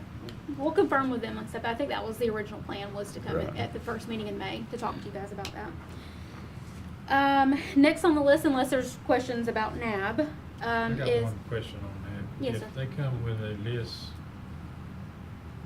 of what they're gonna do, Mhm. and then have an additional list of what their plans are, so have some kind of a cost analysis with yes, that? yes, that's part of what they're working on right now. Phase 2, Yes, sir. We're on phase 1, 2, this will be phase 3, have some kind of cost? Yes, sir. So we'll know what we're looking at Mhm. to Right. go ahead and do those additional items. Yes, sir. And Absolutely. that's what we all talked about. We had a meeting, it's been a month ago now, but that was part of the discussion was if, break out each individual field, and right now we're talking about even Meanger fields, Right. all of them as a whole. What would it cost to replace the lighting on each one, and then upgrade? There was another field. Go ahead and put it the same as the rest of them with the dugouts and all. So that's they're gonna break it out individually so we can look at it. I know that y'all probably ain't talking about it, but if you would bring it up at y'all's next meeting, I know we have playground over there by where the volleyball courts are. Mhm. We need some type of playground equipment with like a small area over by the baseball quad. Yeah. Cause I've noticed a lot of the younger kids are trying to run out in the road and run all over the place, and their parents are trying to do the kids, so. Or just they're on an our play idea. stockpile. To have somewhere the smaller kids can be playing on the playground equipment right there at the quad. Yes, Instead sir. of having to be way over there Yes, across sir. the street just an idea. Yes, so we actually have talked about that, but because the area in which it will be located is about to be under construction. Not we- now, I'm Right, talking about- right, yes, Right, for we future. absolutely have looked at that, about future Right, okay. phases on that as well. Let me ask real quick: is that part there ours or the city's? The volleyball park is ours. That's all The right. volleyball park is ours, so the playground park is too? Yes. Okay. Yeah. And then I had another, I'm up there quite a bit now, Mm-hmm. just a complaint about the speeding going through there. There is a lot of speeding that goes through that road, so I didn't know what it would take. What were the requirements on the speed bumps? I know we talked about that. I got the engineer, I'm actually gonna call him again tomorrow and find out. We sent to the engineer to get final, because he had just done one for Swanee County, so he was gonna make sure everything was gonna work on ours and then Yeah, send it back. we had written a policy for you all to consider, but like I said, we wanted to make sure the engineer reviewed it first, and so that's where it's been. for Gotcha. Several I'll call him weeks, yeah. tomorrow and see where they're at, try to get it on the next Mhm. meeting.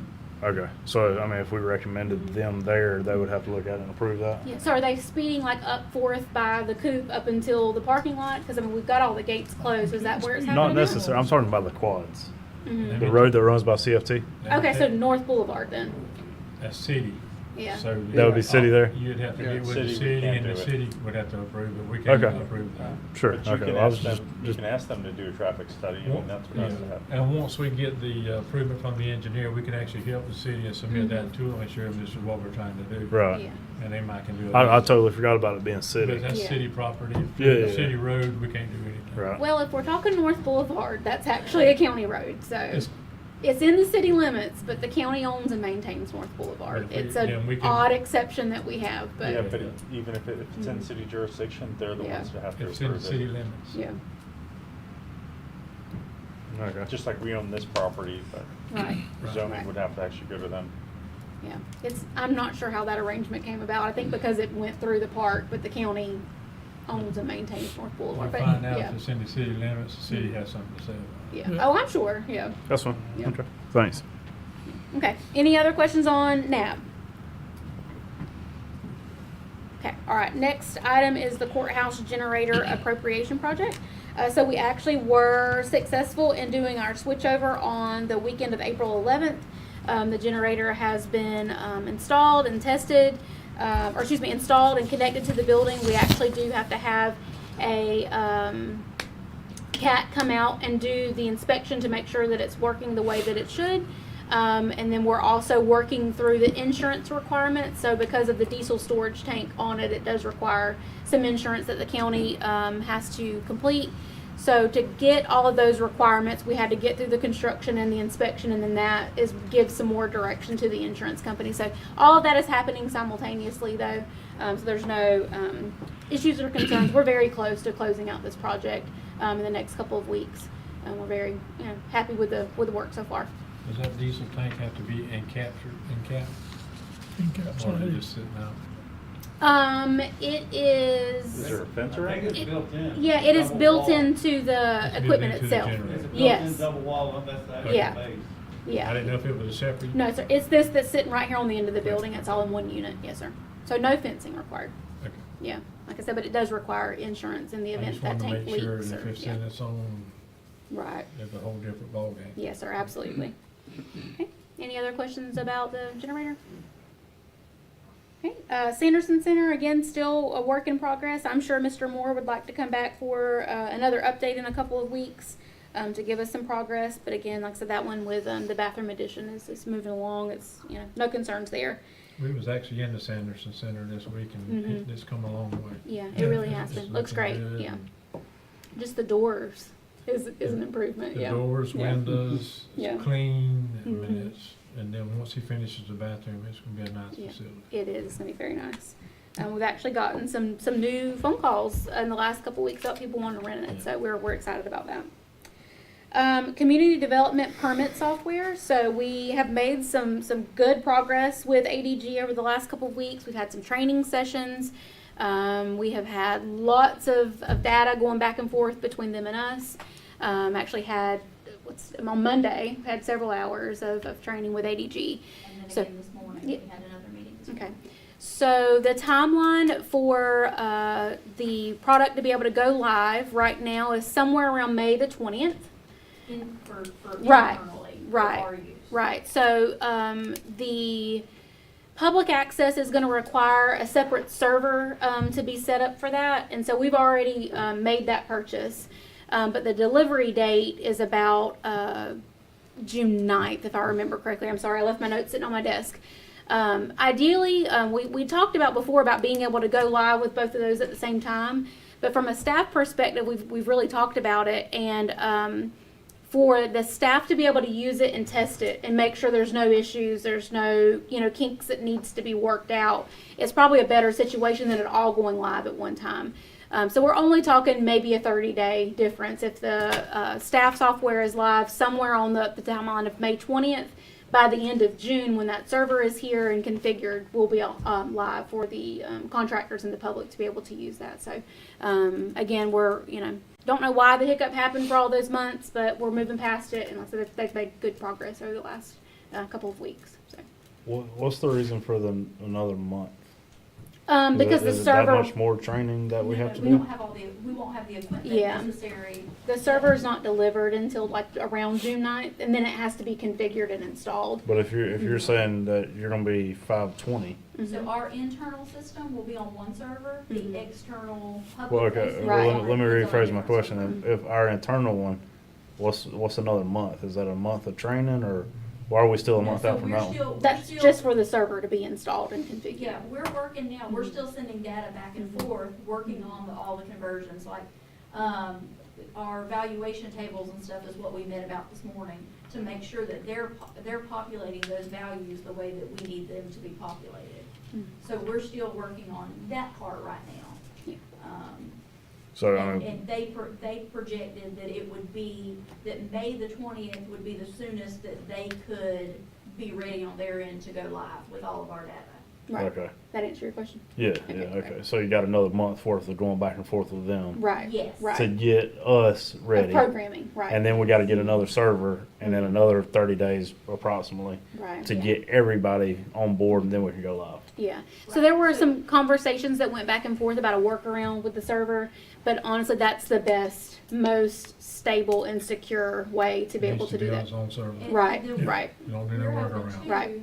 by us going live ideally the week of May 20th, and we're gonna start using it internally, if there are any hiccups or kinks that come up, we'll have time to work them out so that we find those kinks instead of the public finding them. Yeah. Okay. Yeah. So we're close right here. Like I said, the tail end. The server's already been ordered. We actually ordered it several weeks ago, but there's a build time on those, and so it typically takes, 30 to 60 days to get those in. But like I said, we've already processed that order, and it's, in the process now of being built. So. Okay, thank you. Yep, no problem. Any other questions on the pending business report? Yeah, I think this will be up to you girls internally, but if there's a time before you go live to the public that we feel comfortable with the system and we can go ahead and start training the other GCs, let's do that. We're gonna schedule a special training time for Commissioner But Anderson. I just wanted to encourage you, if there's an opportunity where we can do that beforehand, let's go ahead and get that knocked out and get that Better done. give me a month training. So that way, whenever we do go live, we're not having to stop and train people. Absolutely. So, and I will say, while we will, have that public-facing side that contractors can submit their own stuff, we're still going to take Right. paper applications as well, and we're still. No, I'm gonna do it electronically. I've Oh, been no. fussing about it for 3 years. Yeah. I And, do the city of Jacksonville, everybody's electronic now, so Yeah. Yeah. we're just catching up. Absolutely. And we are I gonna. don't like it, but we're just catching up. I'm a paper guy. Yeah, and we're gonna schedule some public classes for contractors that are going to be able to use that software for them to come in, and let's have some days that they can actually go through it with staff, and we can make sure that they're comfortable using Yeah, I it. think it's great. Yeah. I seen I pushed it from the beginning. We Yeah. way behind schedule. Yes, sir. Even some training for other departments, there's some applications and permits that other departments Right. have to review and things like that, so they'll be able to do that as well. Make sure we're working with finance on that too, to make sure we're gelling good with that. So so that Mhm. it'll all of the information will be able to be sent to them. Right. Very easy. That's what I'm saying, just streamline. Absolutely. Okay. Anything else? Expense reports over 5,000. No comments from me, Mr. Chairman, unless there's questions. American Rescue Plan Phase 1 and 2. Thank you, Mr. Chairman. So this one, honestly, is just kind of in a holding pattern. So Brooklyn and I have talked at length about the reconciliation of this account. The holdup at this point is grant reimbursement from the state. We actually have 2 grants that have been applied for reimbursement. I'm not sure why the state has taken so long. It's been a while. And so until we have those reimbursements and all of those, that fund has been fully reconciled, we just kind of got this in a holding pattern. But we're confident that the reconciliation to date is complete and that we do have funding in that account. I have been working on updates on some of the projects on this list that weren't closed out, to confirm, now that it's been so long, that the amounts we had set aside was still sufficient to be able to do that. And also looking at some additional projects like the NAB lighting and things like that, because we are going to have some more funding for this account than what we kind of originally planned for. So we're working through that. Like I said, the holdup is just making sure that all of those reimbursements come through like they're supposed to, and there's no hiccups on that. So as soon as we get that, those last two in, then we'll have a budget to present to you guys with some updated information. So again, for now, it's just for, in the spirit of transparency, we just continue to report that fund as it sits today. Fiscal year 24-25 audit update. And that's Commissioner Mobley's turn.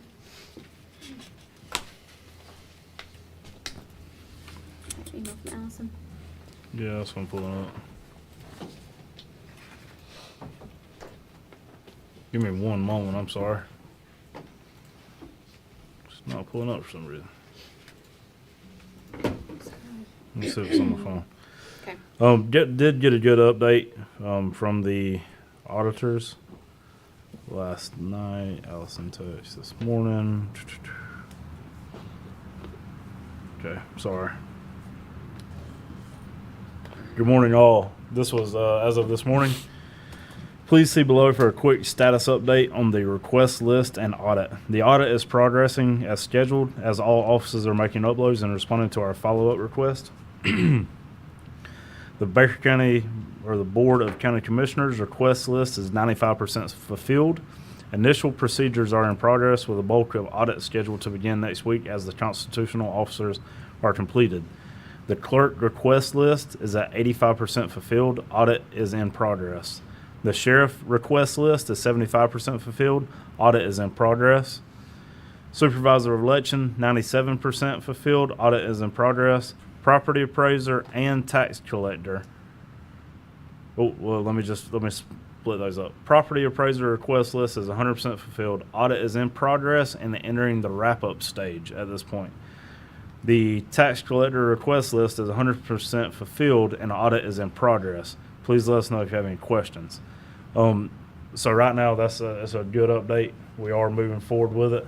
One thing I spoke with Jeffrey Cox and Brad Patterson, who are working on the sheriff budget, and one of the things that they were showing me is they, as they import new data or import new requests into the system, the auditors can then, give feedback and request or ask information based on what they've been presented, right? So sometimes whenever like these numbers kind of change a little bit, but that is 75% is the fulfillment of the request at this point, even with the questions coming back in, if that makes sense. So that they have 5 or 6 questions coming back in, it kind of adjusts the percentage to say. Yeah. But right now that's where they're at, and all of them seem to be moving forward with it. We still look on schedule, having our audit presented on time. The last I spoke with him, yes. Now I've heard that before, but we're pushing, we're pushing right now, and trying to hold everybody to the fire on this one. Any other questions or comments on that? All right, moving on to the county manager's report. Yes, sir. Thank you again, Mr. Chairman. So this is just for information to bring it to everyone's attention. So we've gotten some requests from some local individual food truck owners about food truck requirements and permitting and all the sorts that would allow them to operate in the county. So currently, right now, the city of McClenny has a food truck ordinance, and basically everyone that you have seen has been within the city of McClenny. However, we've gotten some requests to have some food trucks in some outside areas, specifically Olusty. We've had some conversations with a vendor that would like to set up in Sanderson, and so our LDRs do not reflect what those requirements are. So LaDonna has been working on that, but because we've gotten some public interest on it, we just wanted to make sure that everyone understands that it's on our radar. We're actually, like I said, LaDonna's got the ordinance. We want to make sure that we're meeting all of those marks. So right now it's under review. But we're very close to being able to advertise for public hearings. And, yeah, like I said, we wanted LaDonna to be able to have the opportunity to speak to you all about it tonight as well. But again, just really kind of for some information and a little bit of direction tonight. But LaDonna, you can go ahead. So please note, this is still a very, very rough draft. So for the most part, we did try to kind of follow the precedent that was set by the city to make sure that we're, pretty compatible with the city regulations. There were a couple of things that maybe wouldn't apply to us that did apply to the city and vice versa. So it is just a little different. Like Sarah said, we do not have a section at all in our LDRs referencing food trucks. So it was, a matter of creating that section. So if you look at the ordinance, the first page is really just that standard verbiage that you're going to see on most all of the ordinances. The first paragraph there is, what we're asking for, and then the list of public days. The second page starts with kind of some definitions, what is considered a mobile food truck. The questions that I have for you, you're going to see. So the bottom of the second page starts with kind of the insurance regulations, the occupational license, all that standard stuff that the food trucks are going to have. The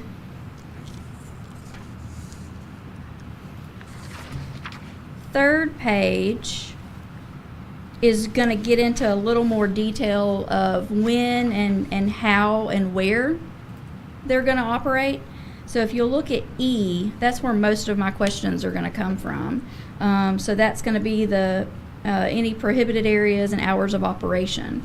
So the city of McClenny right now, their ordinance is within 200 feet of any building in which a restaurant or food service building is licensed to operate. They can't be within 200 foot. Or within 200 feet. So that was one question. Is that a number that you guys want to stick with? Of course, we're going to have less of those areas than the city does. The city requirement used to be 75 feet, and then in 2020 they changed it to 200 feet. So just kind of some direction from you guys there, whether you want to kind of stay with that 200 more or less. Some discussion there. And it also, in that same sentence, it also says they are not allowed to operate on any residentially zoned property. So is that something that you guys want to keep there as well? So it would, commercial, industrial, and agriculturally zoned properties would be allowed, but residentially zoned is not allowed within the city. So kind of some direction from you guys there. And then the very next sentence, hours of operation. The city hours of operation are from 7 a.m. to 7 p.m., but kind of looking at a lot of our other surrounding counties, it was 7 a.m. to 9 p.m. So, kind of some direction from you guys there. So those were my big three questions. Residential, allowed in a residential zoning, hours of operation, and the 200 feet. Definitely for me, not residential. Like 7 p.m. better than I do 9 p.m. Okay. Most people are. One thing you don't want. To me, I see children going up to the food truck at 9 o'clock when they should be at home, Gotcha. not out on the street at dark. Okay. Just not a safe environment. Other places were doing it because it gets dark at 8:30. Right. To give them half an hour to clean up and get out. Yeah. So that's just, in my experience, that's why they did it that way. It was I can understand them doing it. Sunset. To me, in the wintertime, it's dark at 6 p.m. 5:30 So sometimes. 7 is to me, is more rational number. Yeah. Okay. this is one commissioner speaking. And then the mobile food truck, I don't understand food truck, because most of the places I see are food trailers. So So what's your definition of food truck? definition of food truck means any vehicle that is self-prepared or otherwise movable from place to place and includes self-contained utilities, Okay. included but not limited to gas, water, electricity, or liquid waste disposal. So it would be, those food trailers, those would be, As long as they they're would fall covered, under that that's fine. definition. Okay, make sure. Yes, sir. This is not Any other? No. Any other questions on? Well, a lot of places just call them mobile food vending, because it includes like the guys that have, they're like bicycles with a hot dog cart on them. Mm-hmm. So, I like the 9 o'clock better. Okay. The reason I say that is just at the football field alone, I think we got 7 o'clock football games, and then I know like the ice cream or somebody comes by before or after the game setting up. So I mean 9 o'clock sounds reasonable to me, but I said again. Well, and I'm glad you mentioned. You know, going through the football summertime, too. it gets dark at 9. So it does say too, I did put in here, so on page 2, section A, the second sentence, with the exception of those associated with a special event. Okay. So if it's a county function, a county event, Okay. or Fair, something like football. that's Sure. going to be It's all exempt covered. from all of this. Okay, under that, Yeah. that's okay. Yeah, it would be usually exempt from when all of you have a this. special exempt, when you have a special event exemption, it means they have a special event permit. Yes, and there's a little bit more, But a football game wouldn't have that. right, there's a little bit more information, or a little bit more detail about that towards the So back. would that or would that Wouldn't the not? school have Um, have to approve it on the football field? If it's at the Okay. foot- I if mean, it's on the Yeah, so parking there lot? would be, Yes, yeah, they're the the- property the owner. property owner would have to approve it. Okay. The property owner 'Cause would I have mean, to I approve don't it. think they would want a food truck Yeah, and there. those are, Right. They're trying to do concessions to help Most- raise money. Correct. right, most Yeah, of those that types would of be- events are gonna be, inside the city. You know, we don't host very many county functions or county Fairgrounds, yeah. events Mhm. that are outside. You know, you may have, Usually the- we're the- seeing it's parks. yes, So sometimes people want to have a food truck at a park. Those are the things that governments tend to do. But we cannot approve, under any circumstances, to allow a food truck or mobile vending unit to go onto somebody else's property. so, We cannot approve a mobile. We can't say that it's okay to go on somebody else's property. They So- have to have permission of the property owner From the property before owner. they get to us. yes. So and if they get the that's- permission from the property owner, then they come to us and ask if No. they. You can go ahead and approve it being commercial property, but you can't approve where. They have to get permission from the property owner, and they don't have to come back to us. Yeah. It just can't be on residential. It can be on commercial, but it can't be on. So during That's why the you app- set your limits, 200, 500 feet Mhm. from a restaurant. Sure. You set your limit on your time, you set your limit on the type of property. But it's up to them to get permission from the landowner, whether they can get on there or not. And that would be part of the application process. So also in that same area that talks about, it not being allowed on residentially zoned property, I did put in this, the city had this and most other jurisdictions did too. An exception to the distance requirement may be granted with written consent from the surrounding restaurant or food service business. So let's say, for example, you had a restaurant that wanted to give permission for a food truck on their property. Generally, within that 200 feet requirement, they wouldn't be allowed to do that. But with written permission of that business and property owner, it would be allowed in that instance. Should probably talk about that one. I don't really like that. Well, no, I mean, I don't know that we can have a Anyway. private individual or entity that somehow can authorize the county ordinance. No, just saying, as part of the application process, they would give written description or Yeah, written consent with their application to, I think they can indicate that they wouldn't object, but I don't know that they can give consent, because the ultimate decision's not up to them, it's up to the board. okay, And honestly, this isn't Ladonna's fault. A lot of these distance requirements started out 5 years ago when these ordinances were first being passed, because your brick and mortar establishments were concerned that these food trucks were gonna put them out of business. Absolutely. I mean, as we fast forwarded, that never happened. Mhm. There's different markets for food trucks as there are for the brick and mortar. There are a number of food trucks that have opened brick and mortar and they have not survived. They're just two different people. I mean, there's some overlap, but for the most part, there are two different sets of markets that do that. So most places are getting rid of the distance requirement anyway. Yeah, we actually have had that conversation come up in the last couple years between Dairy Queen and Chick-fil-A. But Dairy Queen sits in the county's jurisdiction, and Mhm. Dairy Queen at the Rock Gym is in the town of Glenn's jurisdiction, so the rules aren't the same anyway. So, Yeah.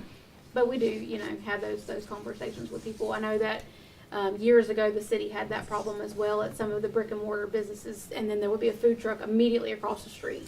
right. And so there were some complaints and things like that too. So outside in the county, I don't know that you're going to run into that problem very frequently until the county grows, and has more brick and mortar restaurants outside of the city limits. I So, can see their point. yeah. Yeah. I understand it too. It was a legit concern. Well, but- you're employing people at the county. Mhm. That truck might not be. Right. If it's from Chick-fil-A, employing sold in Baker Right. County. Right. So, Well, but honestly, like in Keystone Heights, I don't know if they still do it. Chick-fil-A was there every Monday, Mm-hmm. and they would set up right next to one of the parks. They do it here. Yeah. They Like do. every Tuesday they're here. Yeah. Mhm. So I think from Um, LaDonna's perspective, also it's like some food for thought for you guys, if y'all could, so we don't necessarily have to know this tonight, but obviously we want to try to get this wrapped up. There's some vendors that are waiting on us to be able to adopt this ordinance, so they can operate in the county, and so we want to make sure that we respect their request to be able to do so. Yeah, so our goal would be to send this out and advertise it for next month's LPA meeting to start that cycle for next month. The only other thing for you guys to think about too, the last 2 pages really the 4th page, kind of lays out the application process and, how the application process would work, how long the permit would be good for and things like that. So the city and most other jurisdictions, this type of permit is good for 1 year. So make sure that's okay with you guys, and then. And LaDonna, on that issue, I'll tell you, that's become a fight places where I'm at, because there's some people that show up every week, and the people that show up once a quarter are upset that they have to pay the same fee as someone that shows up every week. So they started doing it per event, up to so many events. Those are other things. So we already have a peddler's provision now if someone's just looking for up to 3 days. So Yeah, that those could be were meant for, something like, we could. Craft shows and things like that. Yeah. One thing that the city had as well, they had 3 different. There was like a 2-day. It was either a 2-day or a 3-day, a 1 month, and then a 1 year. So if that's something we could do, something like that. And then, like you said, somebody who's only coming quarterly, that may be beneficial to them. It was just a complaint that I'm getting from the vendors. It's not. Yeah, I would agree with that. Like your 1-day event fee would be less, and if you wanted a whole year permit, then you would pay more money and, Right. make it more fair across the board. I think that makes sense, yeah. And then, we would need to decide what that fee looks like, or fees if we were breaking that down, so. So in theory, it's supposed to cover our actual costs. Mhm. Whatever the costs are to review the application, analyze it, if there's any sort of follow-up, to make sure that they have their Department of Health certificates, their licenses, somebody that has to go out, so things like that. Right. And who's gonna be responsible for that? County staff. Yes, yes, That's what I'm asking. yes. Who? Yep. So the way it would be set up. We were gonna I- surprise you, but. Yes. I would take the applications. The applications would be turned into our department, just like we would handle it very similar to the way that we do the peddlers applications now. Because it is a very similar process and very similar licensing and insurance requirements. So that's how it's proposed here, would be for us to handle it. And what's going to be your requirements from the vendor? What would be your requirement? There's a list of requirements. They would. That's what I'm trying to get you to publicly speak, what the list of Yeah, requirements so is the already. requirements are gonna be, they're going to have an occupational license in Baker County.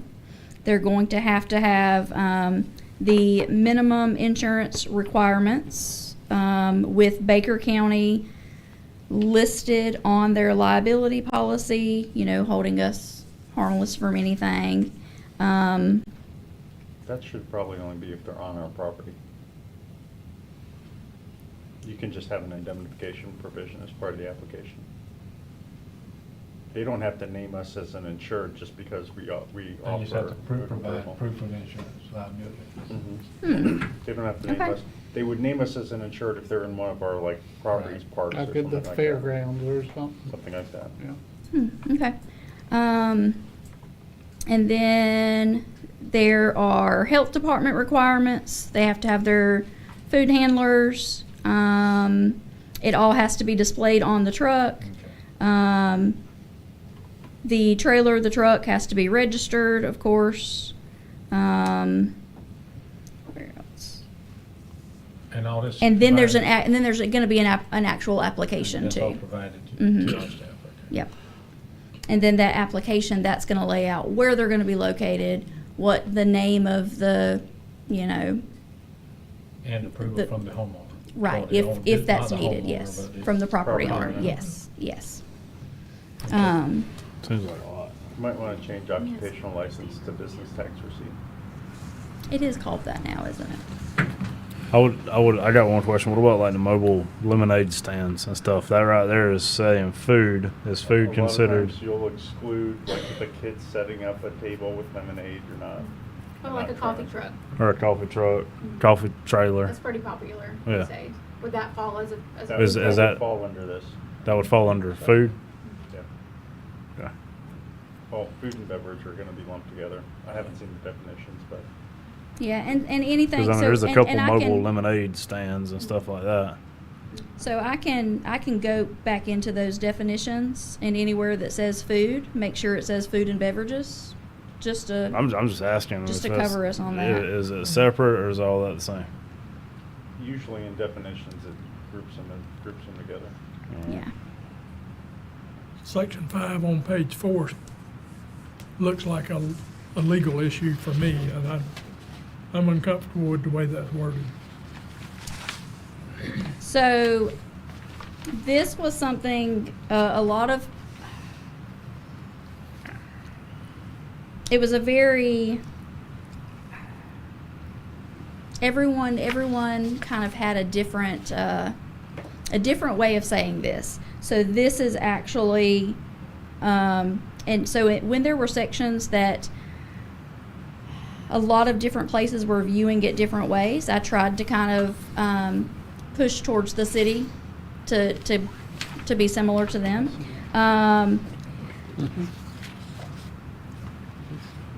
I think that's supposed to be as a protection to, if someone is obviously not following what is laid out for them, for us to be able to I think we need to.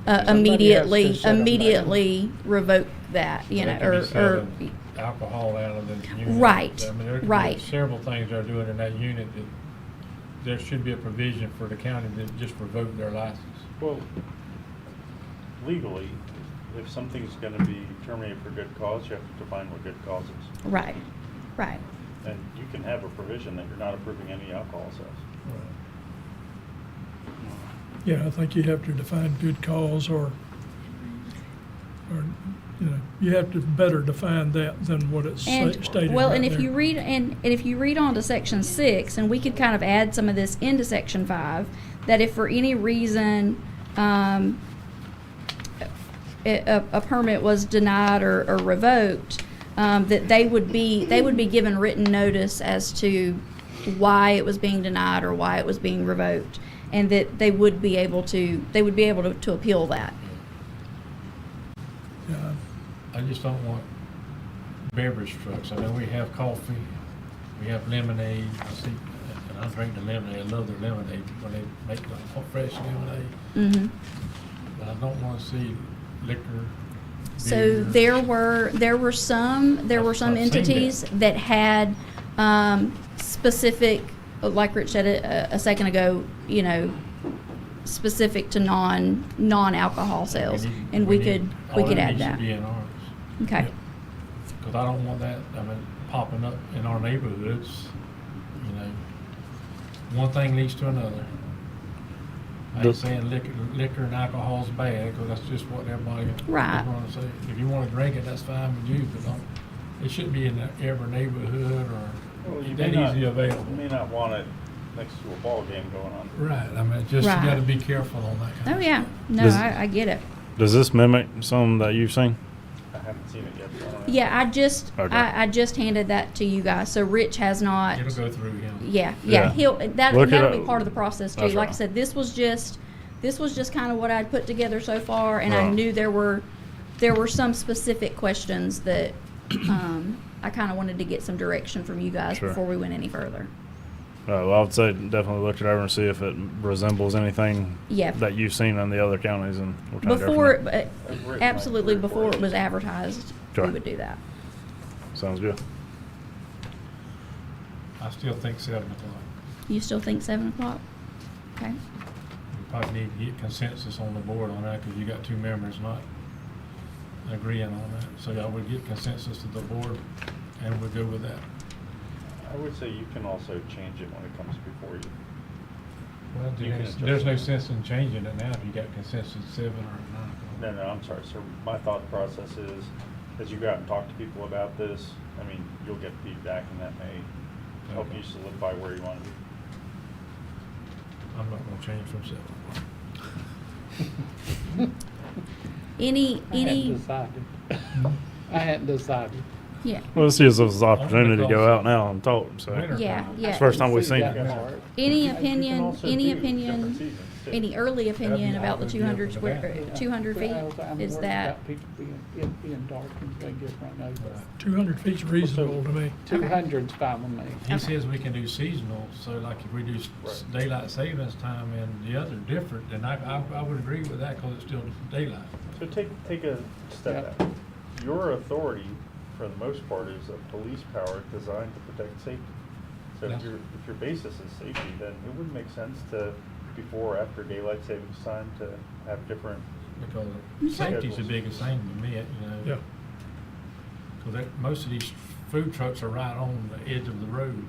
Well, and kids are always running around them. That's the thing that's a little. I don't want, you gotta be careful. Well, we got time to talk about it. Right? yeah. So. Okay, so I'll make a couple of changes and send it back out. Thank you. Thank you. County collection I think you need sites. to come back with a flexible fee schedule too, not just a set Yeah, yearly. We can break that out. Yeah. Miss Sarah? Yes, sir, thank you again for one more item to go. So we, at the request of, actually Commissioner Iverson, he and I talked about this a few days ago. I wanted to talk about the collection sites. Obviously, that's a big topic in the community and amongst staff. We know we're at capacity on our collection sites, and so, you know, some type of plan to upgrade or change those services is, like I said, this is part of what kind of some budget conversations are going to have to happen this year on how we address that. But in talking with Commissioner Iverson, he had some specific things that he wanted to bring up and talk about before that.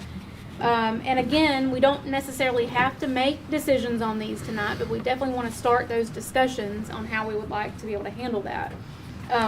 One of the issues that we talked about was the hours. You guys know that we've got some varying hours. The Kyler site has days that are closed, that that the other sites are open. We've got all these rules on how you can dump, how old a person needs to be before they can get out of the vehicle, and all those things. And then the site attendants as well are currently contract positions, and that's what the attachment is there for you guys to review.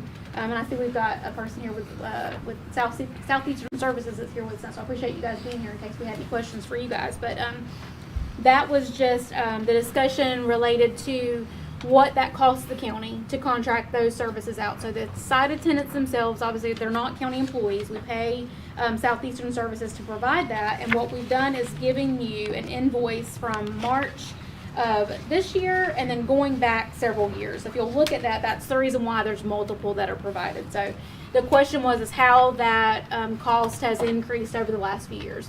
And so that was the way that we're showing that is what our monthly cost is over a period, the same month and time over the last few years.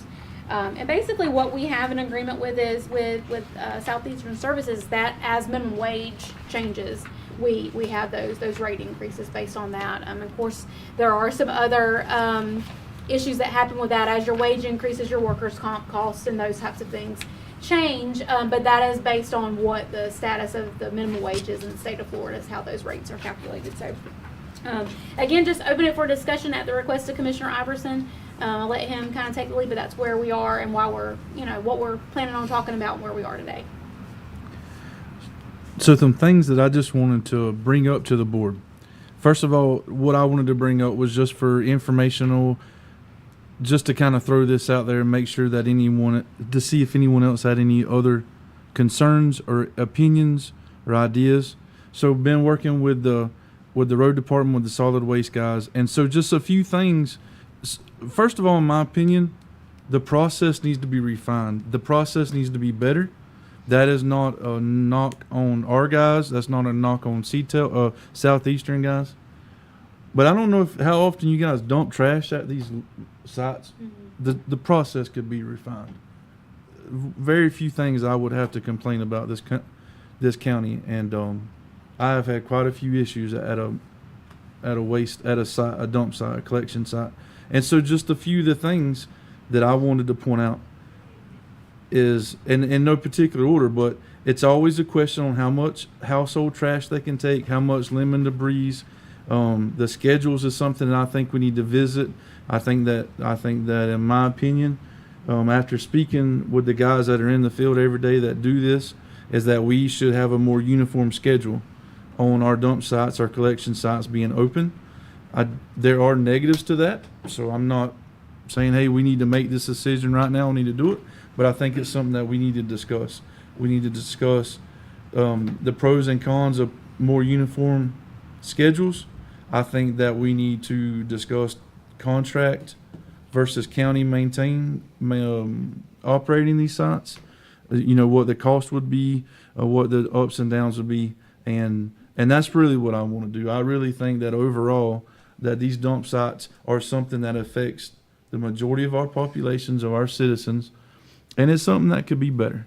And again, I will reiterate, the county guys praise Southeastern. We have no issues with their Southeastern. And according to Jason and Mr. Chris, whenever a call is made to the contractor, he's prompt on that. Okay, so there's no issues. This is not even a complaint about them. So that's why I asked her to print the prices. Now, I haven't seen what it would cost us to man up, bring it in county, but I can assure you I don't think we could do it for this cost. So but that's something that I wanted to look at when I started this a couple weeks ago, and that's why it's here. I looked at it. So we're all in it. You're speaking the same language I speak.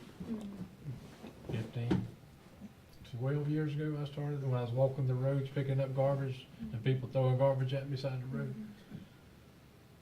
Well, but I agree with you. I agree with you. Anything that we do as a county or even in our own personal business always needs adjustments and need updates and help. But I can tell you on the contract costs versus what you would have to pay a county employee would be double what you're paying a contract employee. So we're in a complete agreement about that. That only got brought up because Miss Sarah or Kayla had already went through all the work of pulling that to us. So I 100% agree. When you look at these numbers, there's no way we could do it for that. So Yeah. there was no issue with me there. No, I'm just saying, I've looked at it same way you did, but the hours, we can look at that, and I think that we can look at maybe the process. But what I would like to see is some type of a plan, and which is what the board wants, and it sounds like to me you're Johnny on the spot, and all gumped. So I got another thing for you to do too, so I'm fixing you 2 items. He's gonna put you to work. I would like to see, cause we can discuss it and we can all have different opinions, but if there's some way that we can look at a goal, like you say, okay, this is what I think will work, and then we can give our opinions on that, then just all of us up here just shooting. Well, I think the purpose of tonight, according to Sarah, was for me to bring this Yeah. to the board and just see. I mean, you guys could have said, you know what, this is perfect. You need to quit barking up that tree. And if that's the consensus of the board, I'm good with that. I just wanted to bring it up. I'm never like that, 'cause I think there's always improvement in everything that you do. And I think that if you work on the side of improving the facility itself, and Chris and his staff could help you great, give you all the information you want on that, and you can bring some type of, you and Chris and the solid waste can bring some type of plan back to the board, and then we can work off of that plan, instead of just trying to throw. But I can tell you on the employee side, it's double what you're looking at right there. Because we have to pay so much more benefits than what he's paying his Yeah, at employees. least. Well, you still have to deal with OSHA training, you have to deal with It's a lot. safety issues. It's different. And one thing also is the benefit of having, we actually contract with them as well for our Shoals Park gate attendants. So in the event that someone at a dump site calls out sick, they actually have some backup staff that can go and perform that. So you wouldn't be talking about just these positions, you would also need some extra for backup as well, or some kind of plan. But I said, Chris and Jason and I, we actually talked even just this week about what the future of the solid waste budget looks like. We know that is a system that is failing.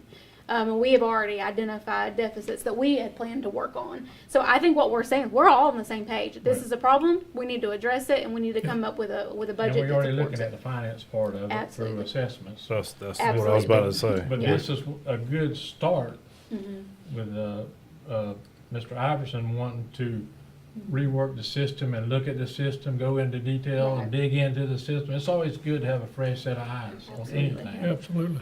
And I agree that if he'll just jump in there and get with Chris and all them and work on it, this will actually help us with, same thing we done with the fire assessment. We come up with a plan. This is what we're gonna do, but it takes money to do this.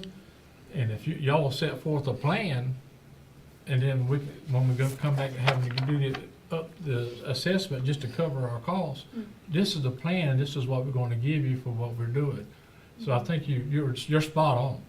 Well, now that I have the blessing of the board, then we can work on that plan. Yes. I didn't want to spend 3 months working on some plan and then you guys go, I think it's perfect. And I think one of the easier parts to address is the scheduling.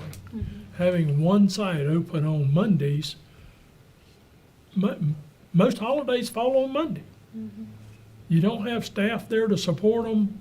You're in on a holiday. We need a uniform schedule for all our sites so we can treat them all the same. We don't have a response for a separate schedule. So, And that's all part of what I'm talking about, what y'all would be working on with staff. If you get all that together and then you bring it back and then we have a commissioner workshop and we can, and that's how we work the EMS thing, and it worked great. I just don't want it to be too premature if we're looking with Bryant Miller Olive and Stanzak to do the assessment now No. on that. And then also Commissioner Manning and myself are on the New River Board, and we're looking on different rates coming up soon, you know, like what Well, I'm not it would be, looking at you know what I mean? anything that's gonna do additional costs, I'm just Right. trying to tweak the system we have now. Sure. Then if we get the assessment, then we can look at what we can do to better the system financially. That's So right. I'm just trying to make it better what we already have now. Gotcha, based on current conditions. Current conditions. Yeah. Not- can adjust the methodology. They do Right. that routinely based on the town halls and public hearings anyway. Yeah. Gotcha. Okay. Okay. Great job. I agree with that. Anything else, County Manager? No, sir. Thank you. Mr. County Attorney? Thank you, Mr. Chair. Nothing tonight. Commissioner Hartley? Nothing. Commissioner Anderson? Well, being as we're appointing people, or I'm appointing people, or asking people, I'd like to see, in our last meeting, we was talking about social media. And I had mentioned that I was thinking that we might need to do some type of committee. So I'm going to nominate a few people tonight, and then they can put their committee together. Mr. Iverson is young. He always picks on me being an old man. I don't like social, so I wouldn't be a good social media man. Well, you call us young punks, so you're an old man. But I would like to see Mr. Iverson and maybe our staff. I think that Ms. LaDonna would be great to work with on that, because and then maybe one of our IT guys. Okay. And then maybe if you could bring in a couple from out in the community to come in, or 2 or 3, whatever y'all think. Set up a committee on how outreach. You basically said your own self in the last meeting what we need to do. Yeah, if you would accept that. Can I along make with your one addition garbage to thing. it? Hmm? Can I make one addition to it? Sure. Miss Kayla, in her spare time, does manage our Facebook page as well, so I'd like to see Well, her that's included what- in that, yeah. I mean, I'm leaving that up to you. I Right. mean, you're the staff. Right. So, but I'm just giving you my recommendations. Okay. But Ms. Kayla's surely welcome to serve on it. But as far as commissioner, I mean, that's right up your alley, and that's what you want. Your heart is there. I could tell it with the passion you were speaking last time. So I think you would do a great job with it. Sure, we'll If you take care will. of it. Absolutely, I'll accept it. And then Miss LaDonna and then Miss Kayla over there can work with y'all. And I don't want to put Sarah on it because she's loaded. Sure. I mean, she'll be involved, but not. Right. Yeah. If that's okay with the board. It's good with me. Sounds good. I didn't even put you on it. See, you just got lucky. I appreciate it though. That's gonna be a tall tale. You think garbage is bad, wait till you get that type of garbage you got to deal with. Yeah, but I think it's imperative. I think it's important that we do it. I do think it is too. I think it's a great. Needed. Commissioner Iverson? Very quickly, I feel like I'm tired. Y'all are tired of hearing me tonight. What these? There's a fancy word that you've been using. These input events that we've been having with the county. Have we been having good participation with those? Like with the one about the shoals that was only a week or 2 ago. Yeah, absolutely. Okay. Yeah. Charrette. That's a big word for me. Yeah. I'm sorry. Yeah, absolutely. We've And been you gonna be very our pleased, social yeah. media guy? What y'all Okay, the social media is handled, and the status of the permit program, you're good. So, that's it for me. Commissioner Mobley? Yes, sir. Chris, have we had a chance to look for millings yet for Blue Hole Road? We're looking for millings all the time. Looking- There's a contractor, and I can't figure out which one, that when it becomes available, they buy it all. From where? Everywhere. Somebody in Jacksonville is buying everything that comes available. Gotcha. And, I mean, there's just nothing, we get calls every day about it, when you're gonna try to do something with this road. Sure. I know Blue Hole Road, it's definitely not the intention to go back to dirt.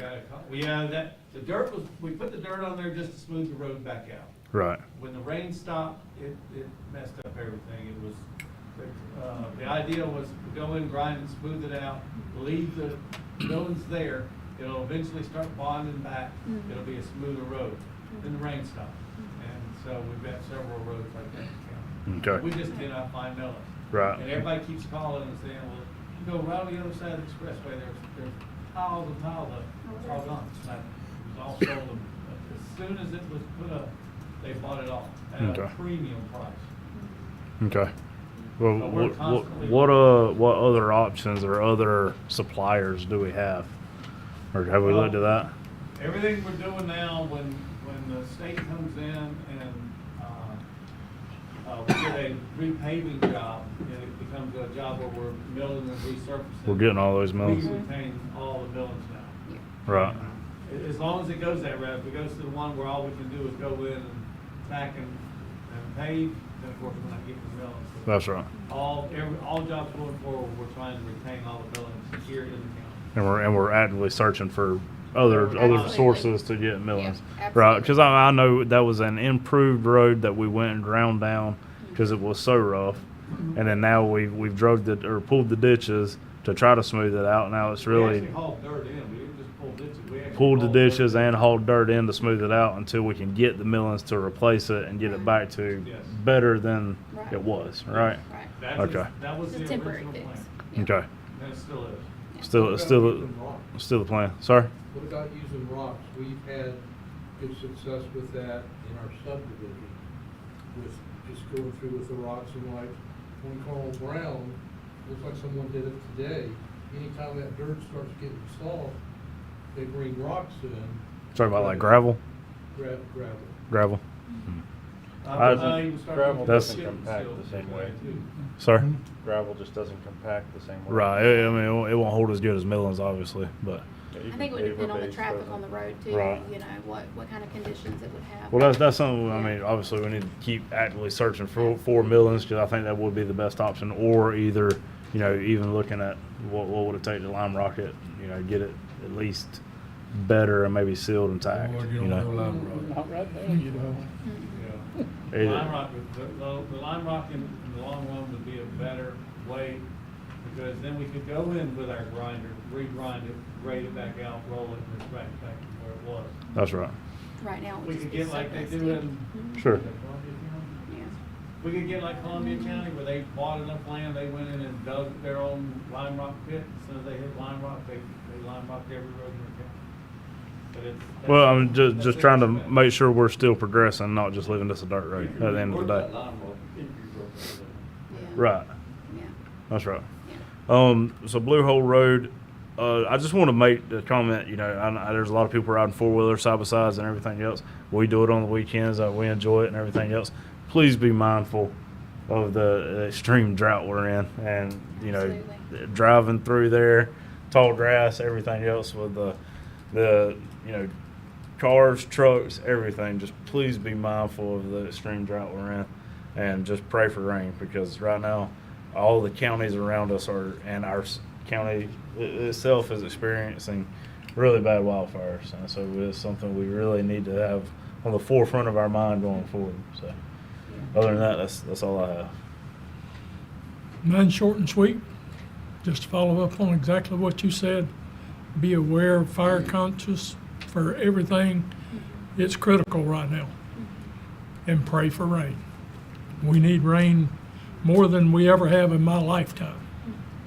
I'm almost 70 years old. We need rain. So pray for rain, and appreciate your coming out this evening. That's all I have. Motion to adjourn. Second. We're adjourned. This is what Trevor said while we were